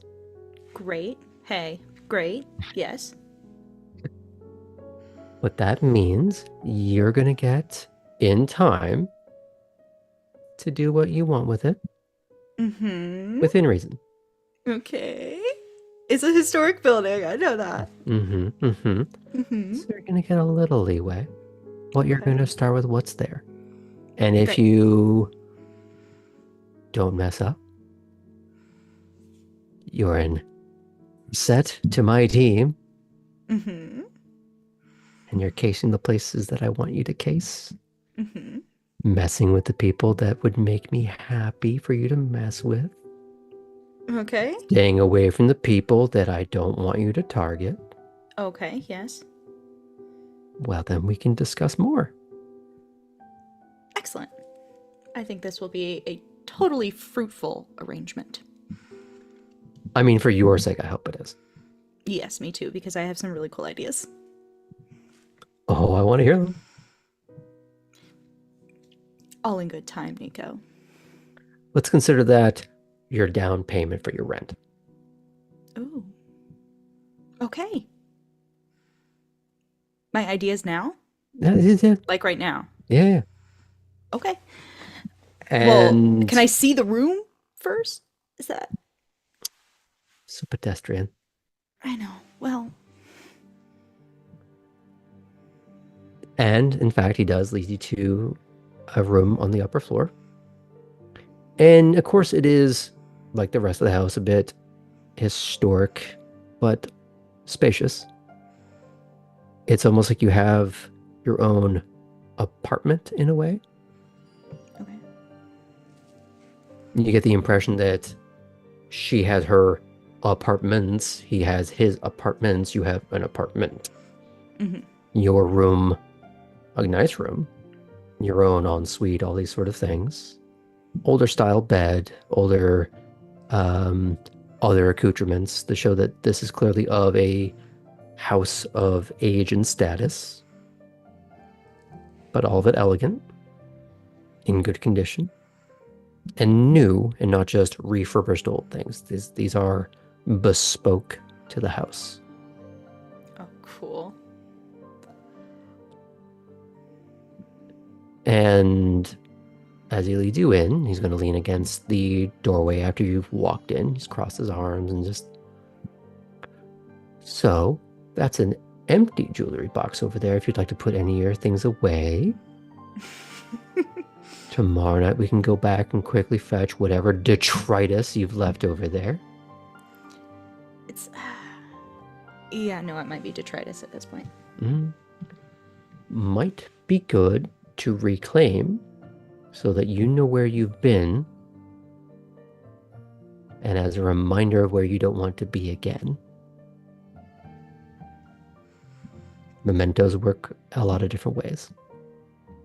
Yeah. They can't all be trophies, or we lose the sight of the bigger picture. Poppy, like, grasps at the kind of cheap college necklace that's around her neck under this huge diamond thing that she wore. I imagine it's a little like the pee under the mattress. Yeah, it is. It perturbs the surface just a little Just a bit little. more. Just, oh, okay. It's heavy.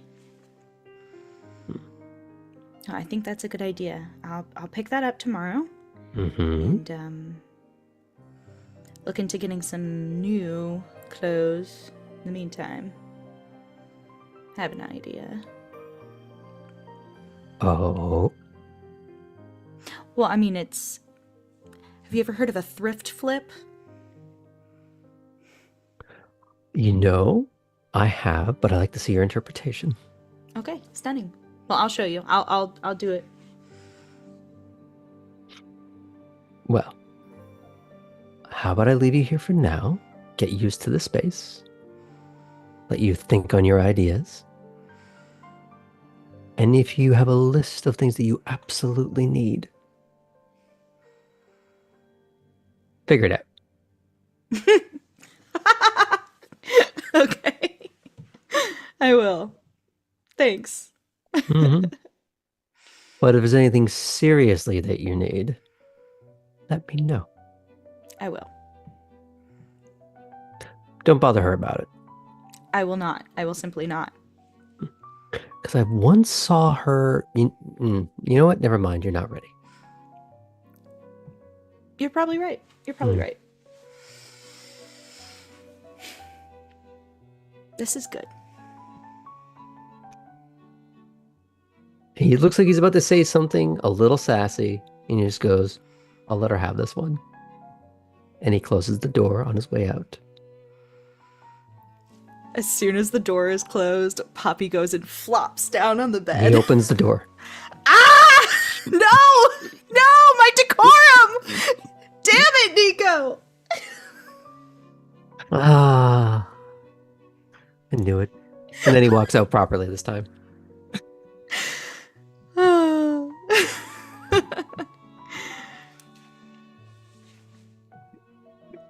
I assume she turns, well, she probably have to spend blood to turn colors, but For all intents and purposes, a little pink. Yeah.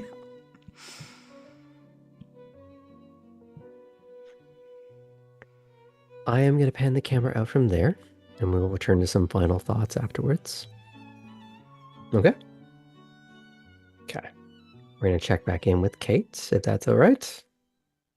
As the walk continues, we'll presume that you've had a few minutes to order your thoughts, that you're not going to blurt out the first thing that comes to mind. You're going to put things in the right order.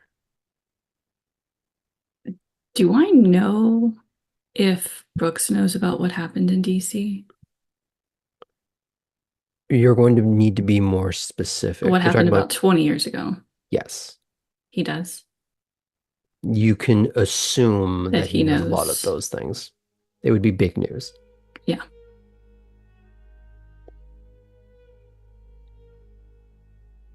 I'm interested in seeing what a long-term investment in a city looks like. DC, for all its history, hasn't quite had the same luxury recently. The pieces are still being put back on the board. Ah, yes, a rebuilding pair of decades, as I understand it.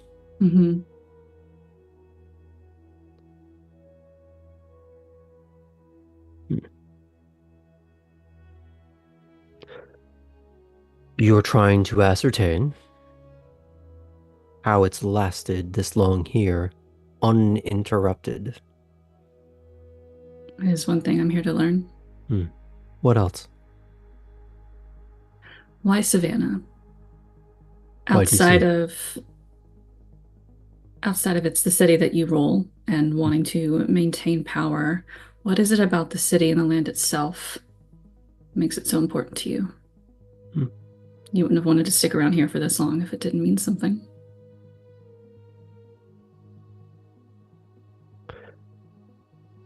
Consider what the colonies represent when they first started.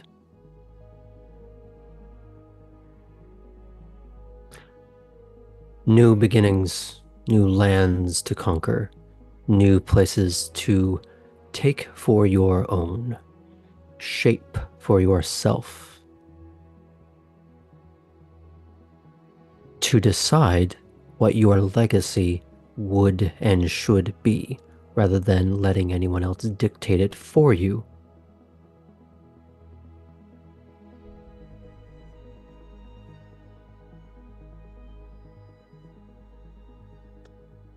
Land of opportunity aren't just fancy words.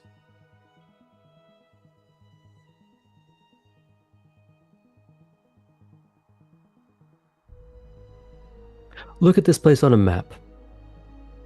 Where is it? Southeast of the state, southeast of the country. Bordering another state. A buffer zone between wars that have ravaged this continent. An important port. One that is still teeming with use today. It is a choke point in infrastructure, transportation, goods, and commerce.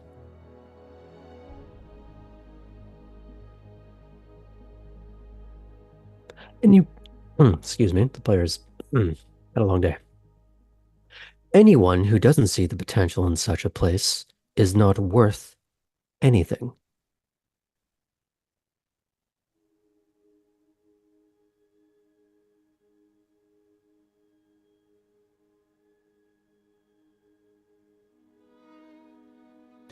Many would fight for this place for one variety of reason or another. The Sabbat want it as an access point,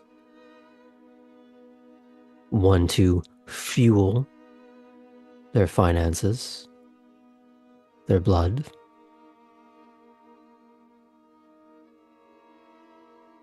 and a way of reverberating their culture throughout the South.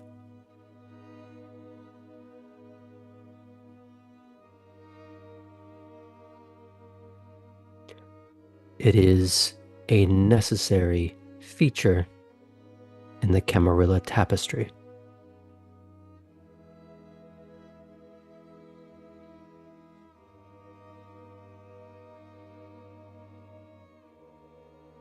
It is a thread that binds the whole.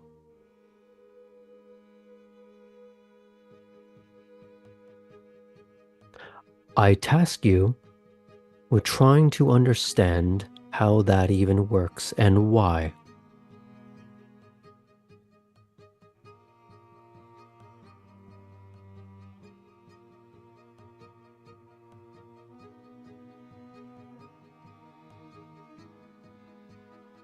And Kate doesn't respond, but just in looking at her, you can see the mental notes and the reflection on everything he's just said. Mm-hmm.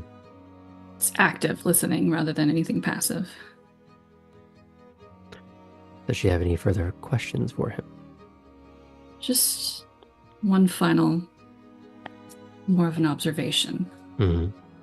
And then she'll say, like, it's more of an observation in seeing the layout of the city, the importance and prominence of the surrounding islands and land. The importance of your seneschal selection as opposed to who was chosen for DC, and the benefits they brought there. Is there a question in there? No, just an observation. So go further. What's the rest of the observation? Well, in somewhere like DC, you want someone who can get in and out and observe without being seen. There's eyes and ears everywhere. Someone that can see everything is key. Here,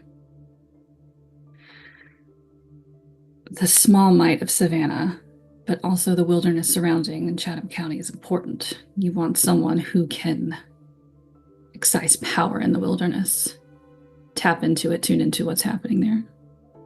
So Gangle's an excellent choice.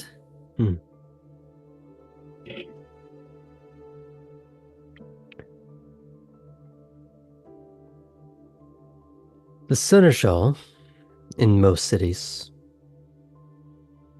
is essential for a variety of reasons. What you've laid out is but one. I further task you with discovering what other ways makes this work.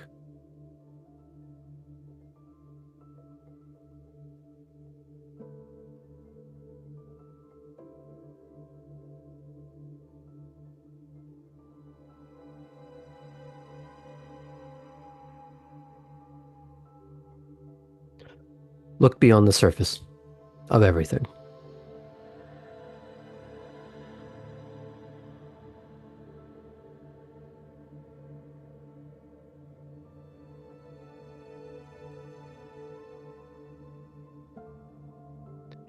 Something key to starting low on the ladder. So when you're overlooked, it's easier to stop and listen.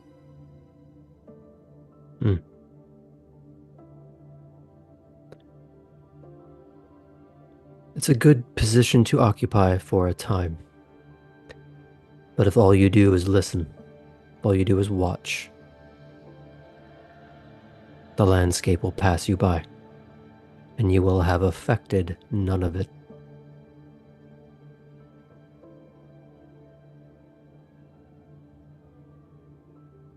It's what you do with the information that matters.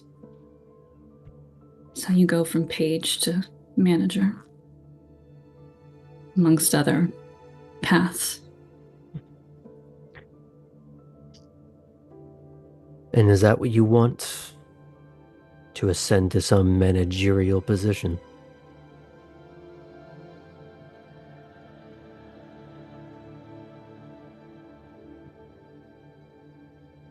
And that's what I learned in Savannah changes things. So I'll say for now, yes. But I won't shut off other potentials. The singular focus. If I'd done that, I never would have said yes to Vesper.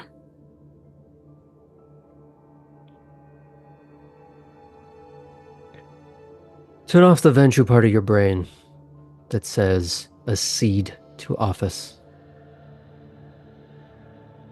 Think about what you want, what you can do, what you can offer.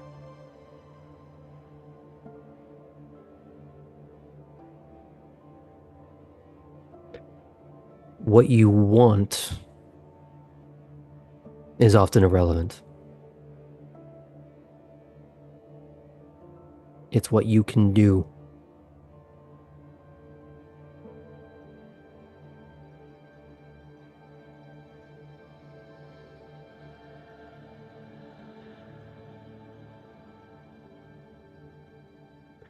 I advise you spend time thinking on that in particular.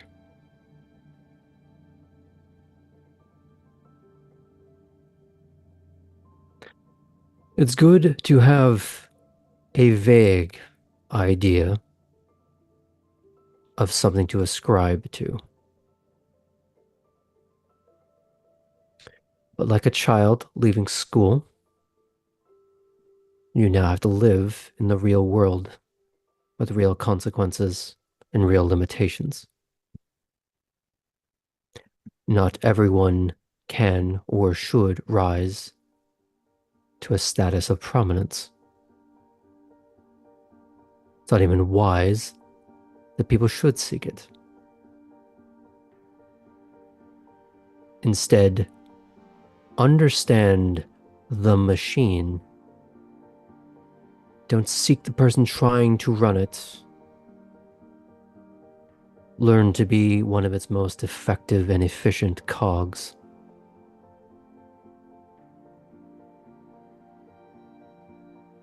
I do not mean this to be limiting.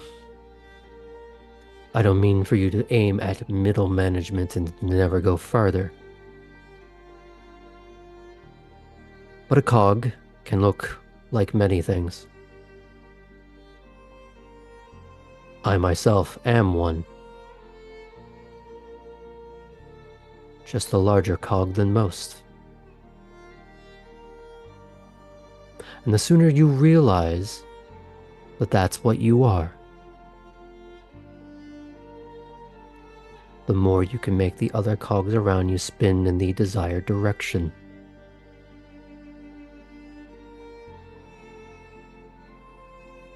You just have to decide what it is.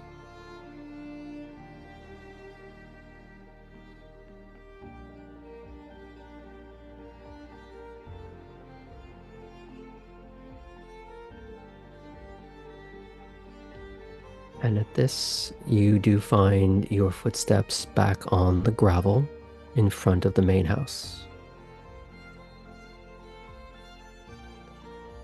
I trust you will spend time digesting this. Thank you for the walk. It's been enlightening. Who's your first call? Halsey. Good. I look forward to hearing when and where I should begin my getting to know the Earth.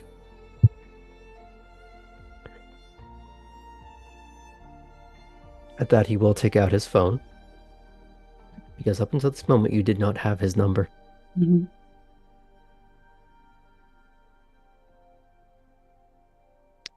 You will trade. He doesn't make it a choice, by the way. Even if you weren't, this is just what's happening now. Mm-hmm. I will let you know. However, I won't be waiting for your call either.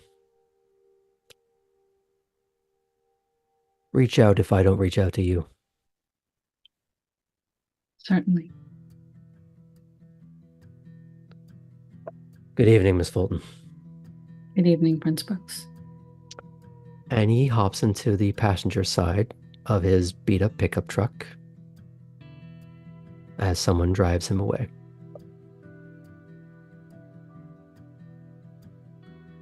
Before heading back in the house, I will Mhm. pull up my phone and I will dial Halsey's number. Okay. We're going to cut over to another set of calls for a moment with Cora. Who was your Cora first is- call? Cora's technically Gen Z, so she's probably gonna send some text messages. Okay. So, yeah. First up, just a quick message to the clan whip. So she's gonna go ahead and briefly message Grace Mm-hmm. with a Grace, letting you and Matilda know that I'm getting established. I can move around the city. No lodging yet, but available. Send. I can keep going if you want. Mm-hmm. Yeah, go ahead. Okay, so Leland. Mm-hmm. Thank you again for bringing me to Wormslow. Everything seems to be going well, no problems on my end, but maybe we should set an appointment, just in case. Also, not using periods or anything with him, like less formal. Send. Like each sentence is its own line. And then back home, real quick. To whom?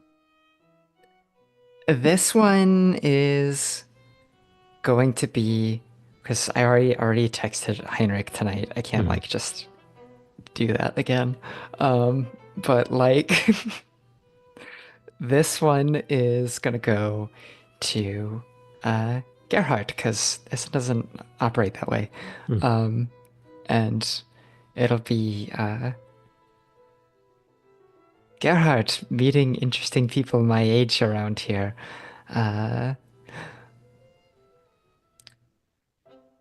One of them speaks my home language with a funny accent.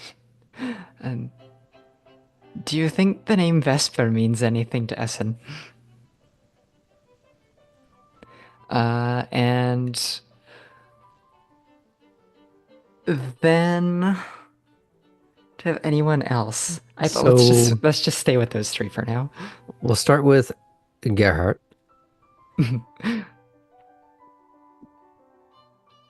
So even if you were waiting on a text from Heinrich or Essen, if you had contacted them, it is daylight for them right now. They're asleep. Yeah. One would hope. Gerhardt seems to operate on, I would say third watch, but it seems like every watch. You don't really know what his sleeping pattern is. I mean, you're not even sure if he has one. If he does respond, I don't know. I'll check.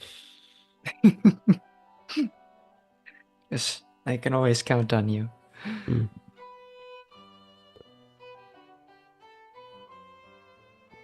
And he's going to respond, and it's all in German, by the way.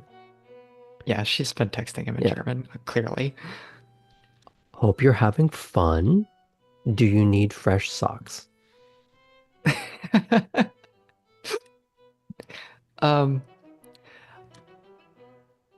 I'll say still working on an address to send them.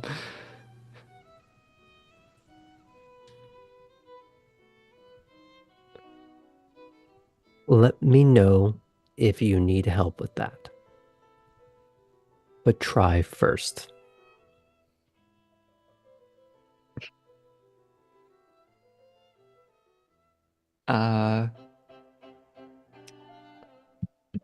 Little salute emoji. And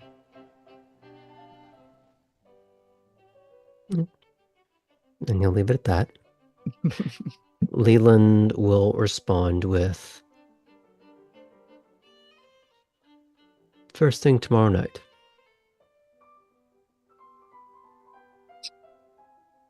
Great. Where should I meet you? The house. he says very simply. And you get that impression. It's definitely Wormslow. Just easy.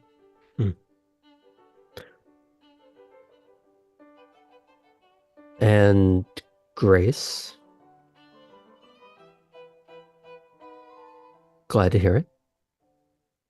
We'll be in touch. May have something for you soon. Being mobile is a plus.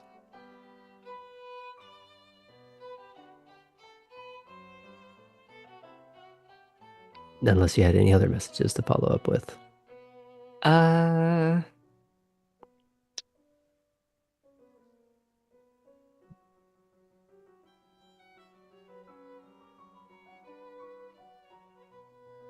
Yeah. That's it? Okay. No. I got okay. another one. Not to Grace though. That sounds good.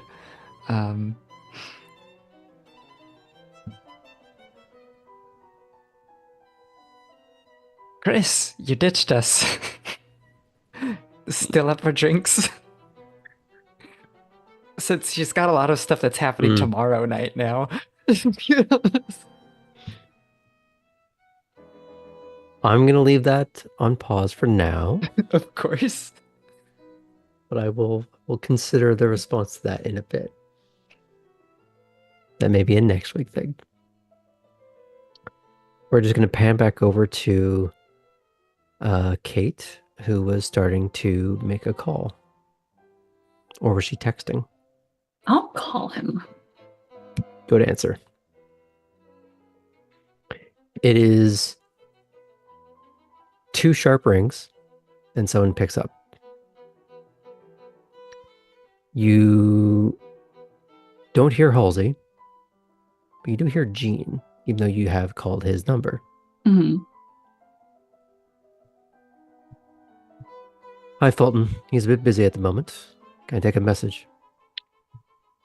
Yeah, I wanted to talk to him about coming to work for the security company. Just a moment. She'll put down the phone. Like you hear a little bit of muffled and like a hand over it. He says first thing tomorrow night. Where should I meet him? I'll text you an address. Thanks. I'll also text you my number proper. I appreciate it. Anything else? That's it. Good night. Night. Click. Do you try to make any other calls or...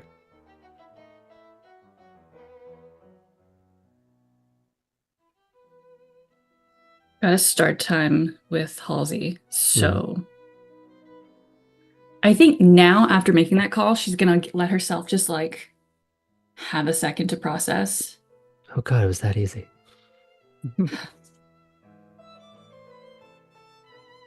Had a one-on-one with the prince.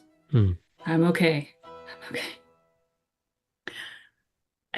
There is a part of Kate, and this is probably going into like what would normally be like a wrap-up. There's a part of Kate that unhealthy coping mechanism that I feel like most of us as vampires have, really itching for her old herd right now to find some release and relaxation in feeding and ...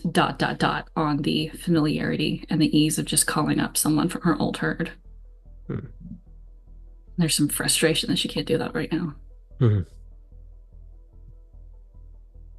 Okay. We're going to pan out from you for a little bit. We're going to check back in with the Underground Wonder Twins for a minute.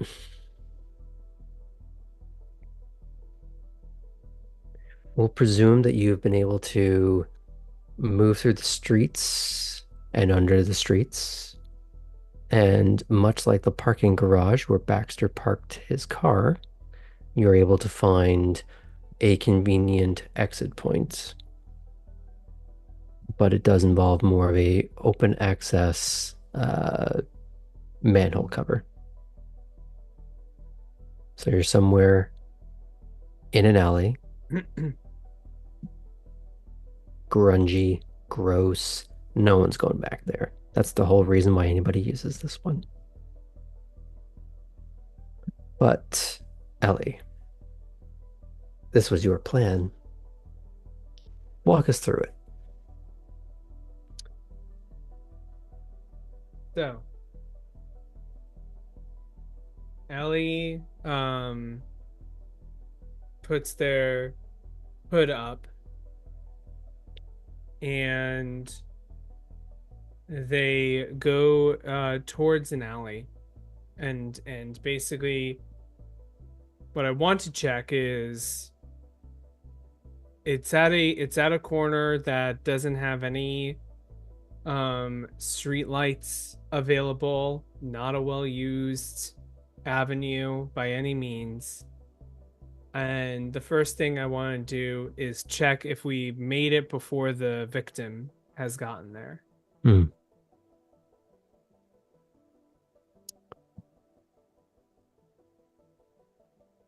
I imagine it's a lot easier for you to get into your intended ambush and choke point than it is for someone within a couple of hours who is minding their own business, messaging Margaret, Sally, and the other one. Of course. For them to all of a sudden have $13,000. Great. So what's gonna happen is they'll have the drop point, and there will be a note that Ellie is writing down that says, leave the suitcase here, like on a bench, leave the suitcase here and walk away. And then we hide and we wait. Would you have left that as a note, or would you have found a way to put that message on their phone? Yeah, I guess Take a I'm more picture of the high-tech than location. that.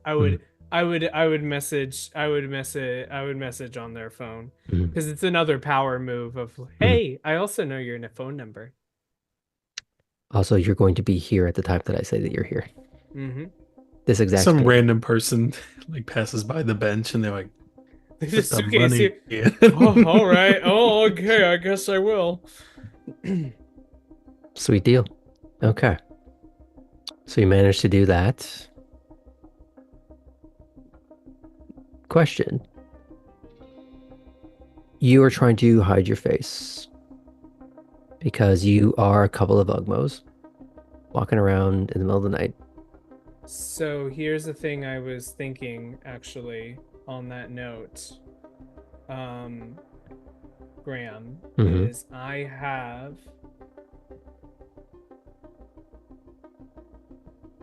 Hold on while I just make sure that I am not making stuff up. I do have 3 points in obfuscate. So I could put a mask underneath my hood in case the person gets a look at me. So for those at home, explain what the third level of obfuscate is. So, third level of obfuscate is Mask of 1,000 Faces. For those who have seen previous episodes, that's what Lila did. And it is basically influencing the perception of others, causing them to see a different face. This is especially useful for Nosferatu, whose face would immediately break the masquerade. And so the vampire needs to have a firm idea of the vision they want to project.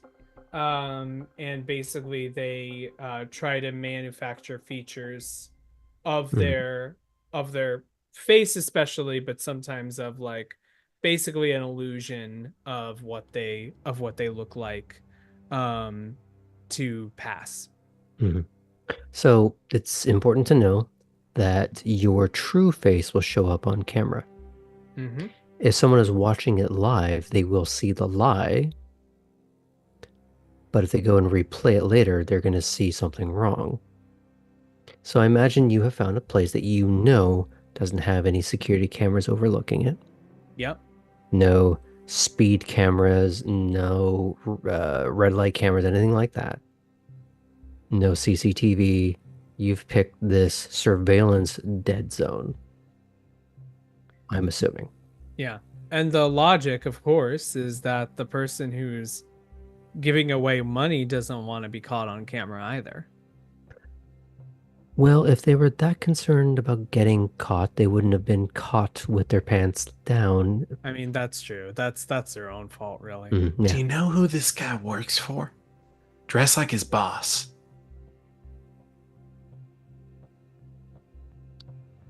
That's Not gonna... to show him, but man, if he saw what you looked like. I mean, Come on. okay. Yeah. We're going a little into chaotic mode here, with that suggestion. I like Do you it, have but someone else in mind? just see what happens first. Okay. I mean, you've done this before. I can't do that.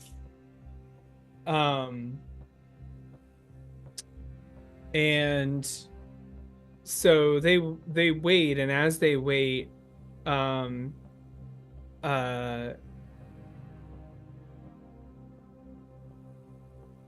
Ellie puts their hood up, and you see their face kind of change into someone in probably their 40s, with short hair, and a face kind of vaguely similar to what Ellie's face looked like earlier, just without all of the Nosferatu bonuses. So Ellie is going for A pink a self-portrait of what they used to look like. Not quite. A little off kilter. A little. When I say similar, I more mean genetically similar. So Kirkland brand Ellie, got it.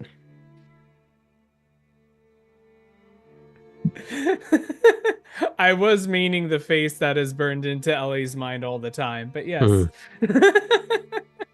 I'd say so. This is what you look like in 20 years, but I don't think you're gonna.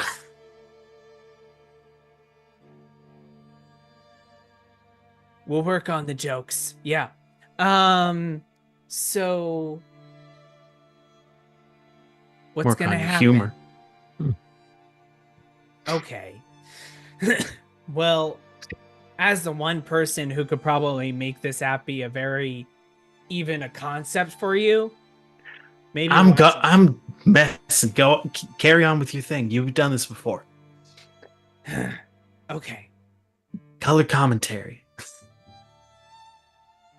As they're waiting, Ellie will turn to Tabby and goes, "So how was it meeting the prince?" It was bad. I mean, I'm here, so it was fine. We were introduced as a group of 5? No, I can't.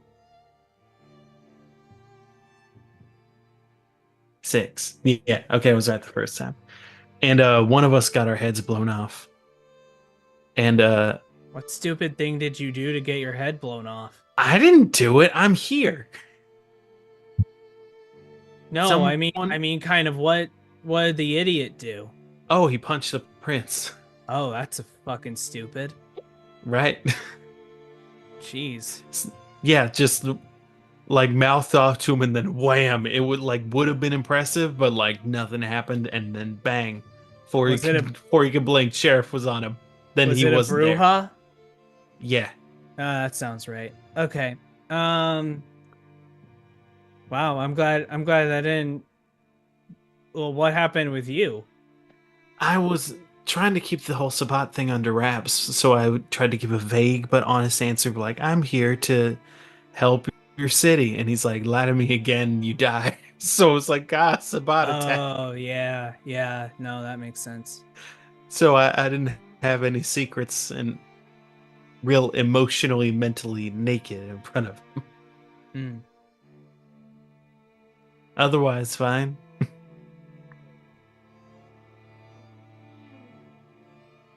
Yeah. It's been a slow uphill climb. Very slow. I'm still on the bottom. No, it takes a while. You seem to have adapted well.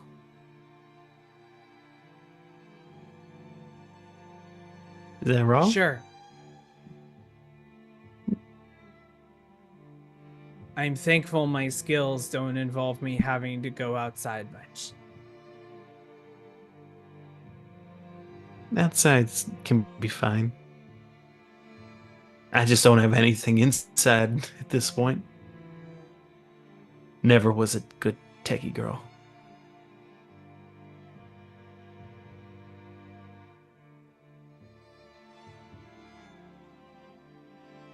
Looks like our mark is here.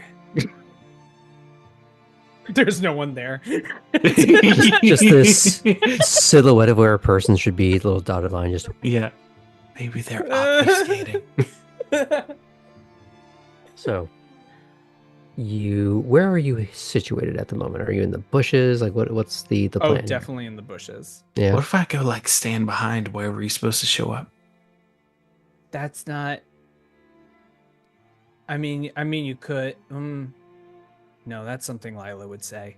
So wait. Okay, we're gonna have to talk about this later. Keep going. No. Oh God. Okay.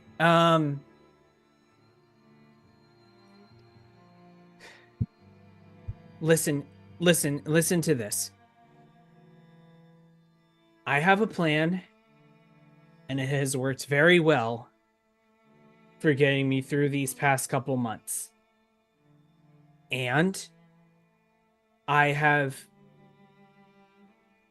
think I took Lila maybe once just so she believed that it was actually working. But I haven't really brought a co-conspirator yet. But so I just want you to follow what I'm doing exactly, because if then it works, then it works. Okay? Okay. It's not that I don't doubt what your skill is. It's that this has worked for me. And the moment I bring other people into things, it always goes wrong. Okay.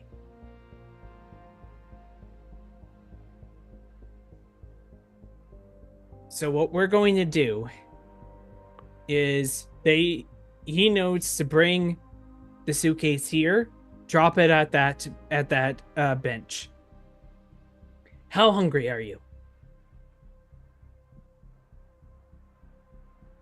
Okay. So what's going to happen is I am going to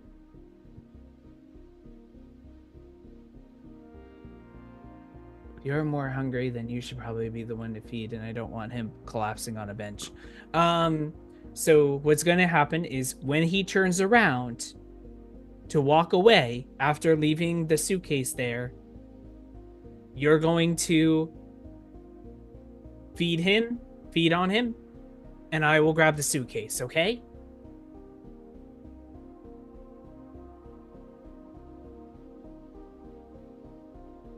So Are you eating?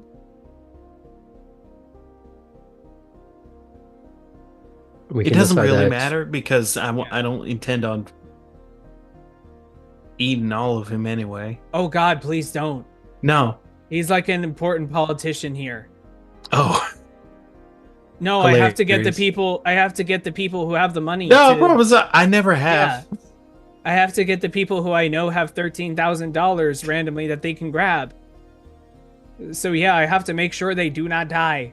I'm 'Cause that's sorry, I really didn't mean to suspicious. make you freak out. No, not No, gonna yeah. happen. Not Yeah, in the yeah. cards. Yes, please. Yes. Oh God. Okay. Good. Glad we clarified that. That would have been really bad. We can figure out the level of your hunger right now, though. Yeah. Do you want me to roll it randomly or just? Roll a d10 for me.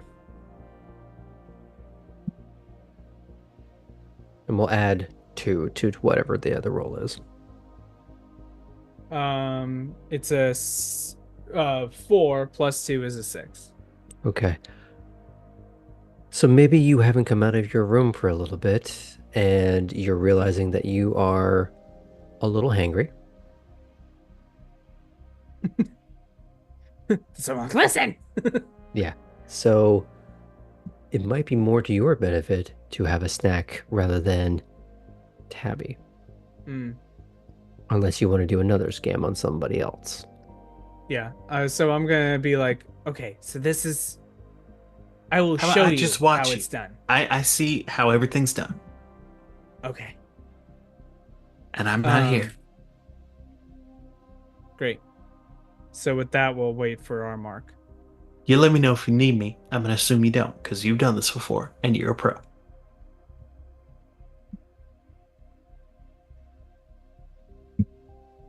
If I need help, I'll tap my head twice. Okay.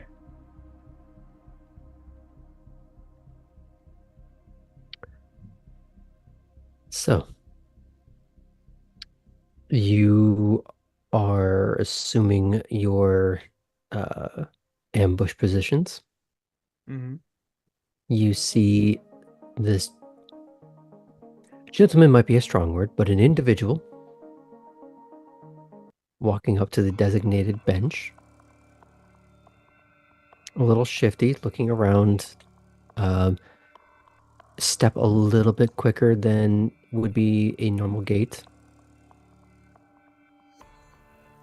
Because clearly the only sneaking around they do is behind the missus' back.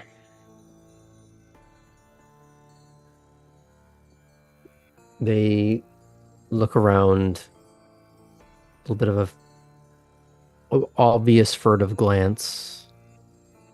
Now, was the instruction to sit there, or was it just to put it down and walk away? It was to put it down and walk away. Mm-hmm. I would, the idea is I would, feed as they're walking away. Okay. He looks around and he's trying to think of the best way to do this in a way that is casual. Not that there's anyone around because it's quite late at night. You're into the wee hours. He's going to sit down like he's taking a load off. And this is where it becomes a little real for him because he is running his hands through his hair in this stress reaction. You can almost hear the flop sweat on him of someone who has been caught. Fear and panic sweat is very different from active sweat. He's probably soaking through the armpits of his clothing.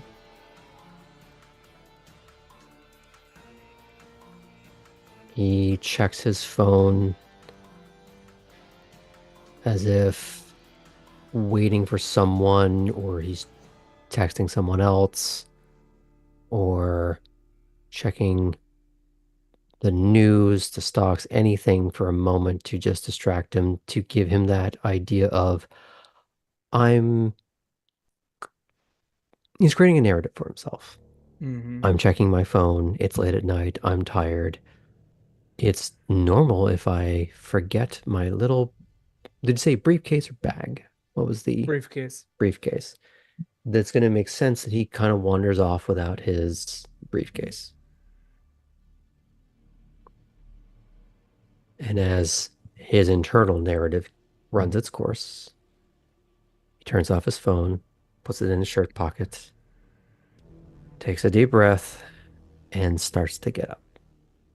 And as he gets up, I will come out of the shadows and feed on his neck. Mhm. Now, are you doing this with the benefit of level 2 obfuscate? I mean, question for you, can you use both levels at the same time, or is it you choose Mask of Shadows or I would say there isn't really like concentration in this in that particular realm. yeah. So presumably it's a case of you're switching, like hot switching in the moment. Yeah. If that really mattered.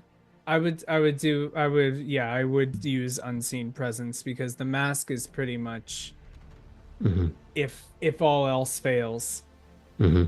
and he does see my face. So with you being so hidden, you are in fact an unseen presence.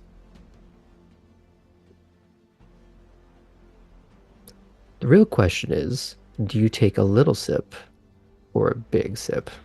I take a little sip. Mm-hmm. Now God, can you imagine?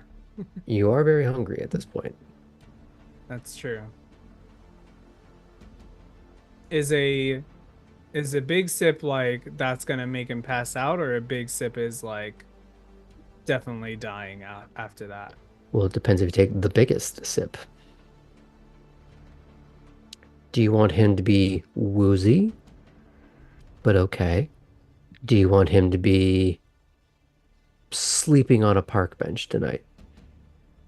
Or do you want him to be found by the police the next day? Those are your three options, really. If he's a little woozy, then I can, and I've watched him freak out about this and Hmm. readily get the amount of money needed.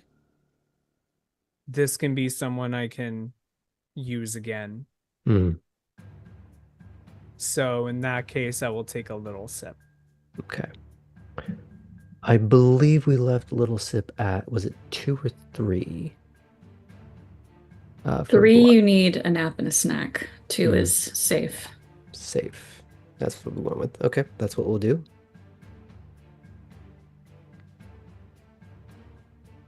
So mark that on. And we said that roll of 6 is pretty much me clarifying where my blood pool is at, right? Hmm. Great. So when you get back to the Warrens tonight, you might want to go and get some rats, or you would know to talk to Orson. Mm-hmm. Yeah, because I am pretty low on that front.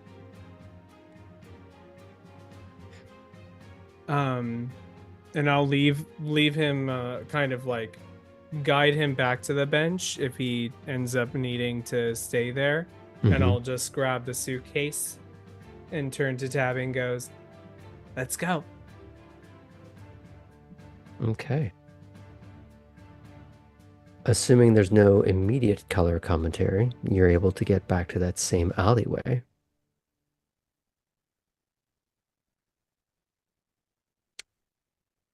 As you start heading down the ladder into the depths of the city. Unless there's no immediate further thoughts, we're going to fade out on that image. If that's okay.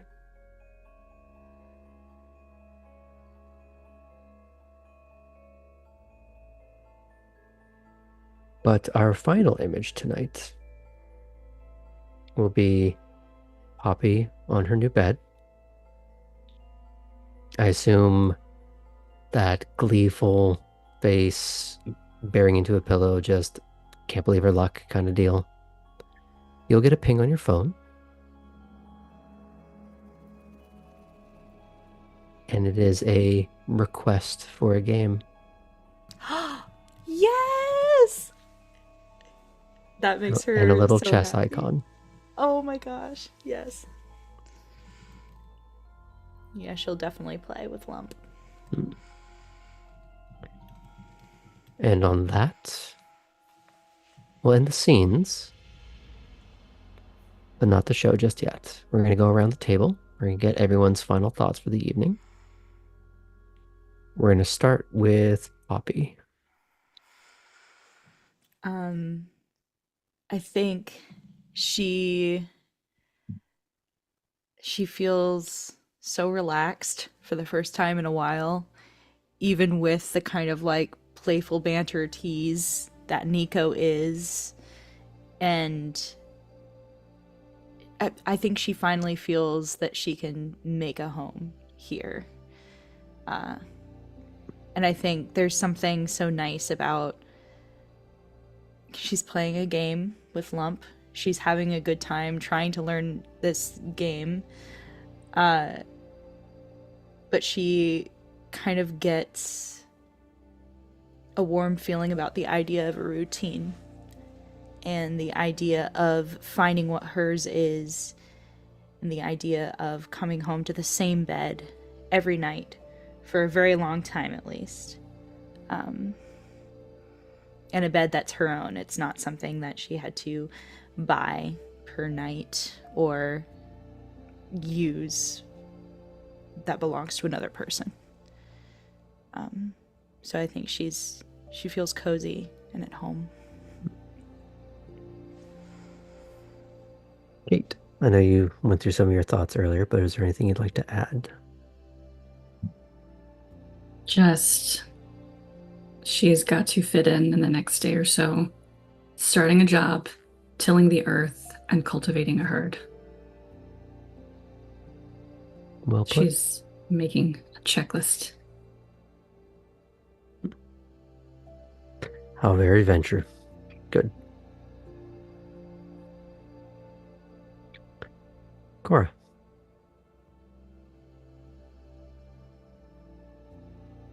Can one couch surf on a therapist's couch? No, she is thinking about, finding where she's gonna be staying. That is her number one priority currently.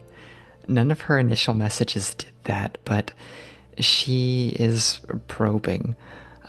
When she gets together, if Chris wants to get together again, having some of those lower level little connections that she's starting to make, she's just gonna keep putting feelers out. She doesn't want to get too locked into any one situation currently. Like, it might feel obvious to the outside for her to be like, well, ask Titus, you've already got kind of a rapport there. But no, she wants to kind of feel things out, like she was asking Atherton about just the general vibe of the city, right? Broaden her horizons, not narrow them. She just got here.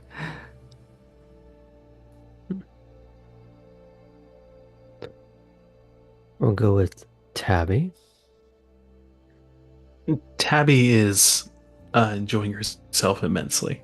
The heist that just went off is exactly what she has in mind for the dating app system. Just a different approach. And she is excited for meeting all the Nosferatu. They seem to be a very welcoming bunch. Don't be dumb, don't cross them. Then there seemed, even just immediately where Mason was like, we don't go by that once we're down here, then it's like not quite a family per se, but here we are the same. And now that she's interacting with not quite a peer, because Ellie does seem to have a bit of seniority and strength over her.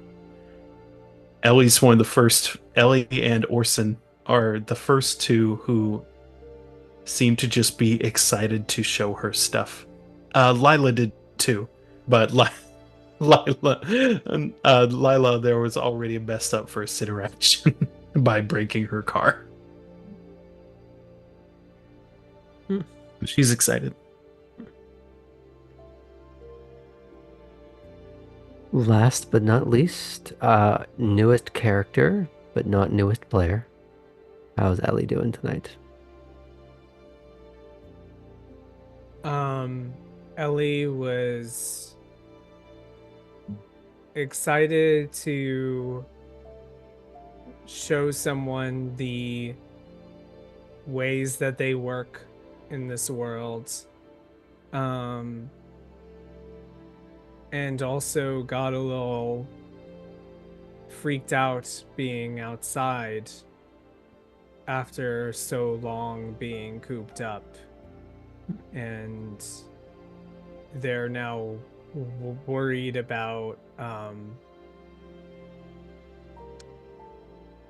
they might need to be cooped up a little more after that. It's going to be slow to get them out, but this is the first time they've been out for a while, and we'll see if that continues. Right now they're keeping everyone at 1 arm's length, maybe even 2 arms length.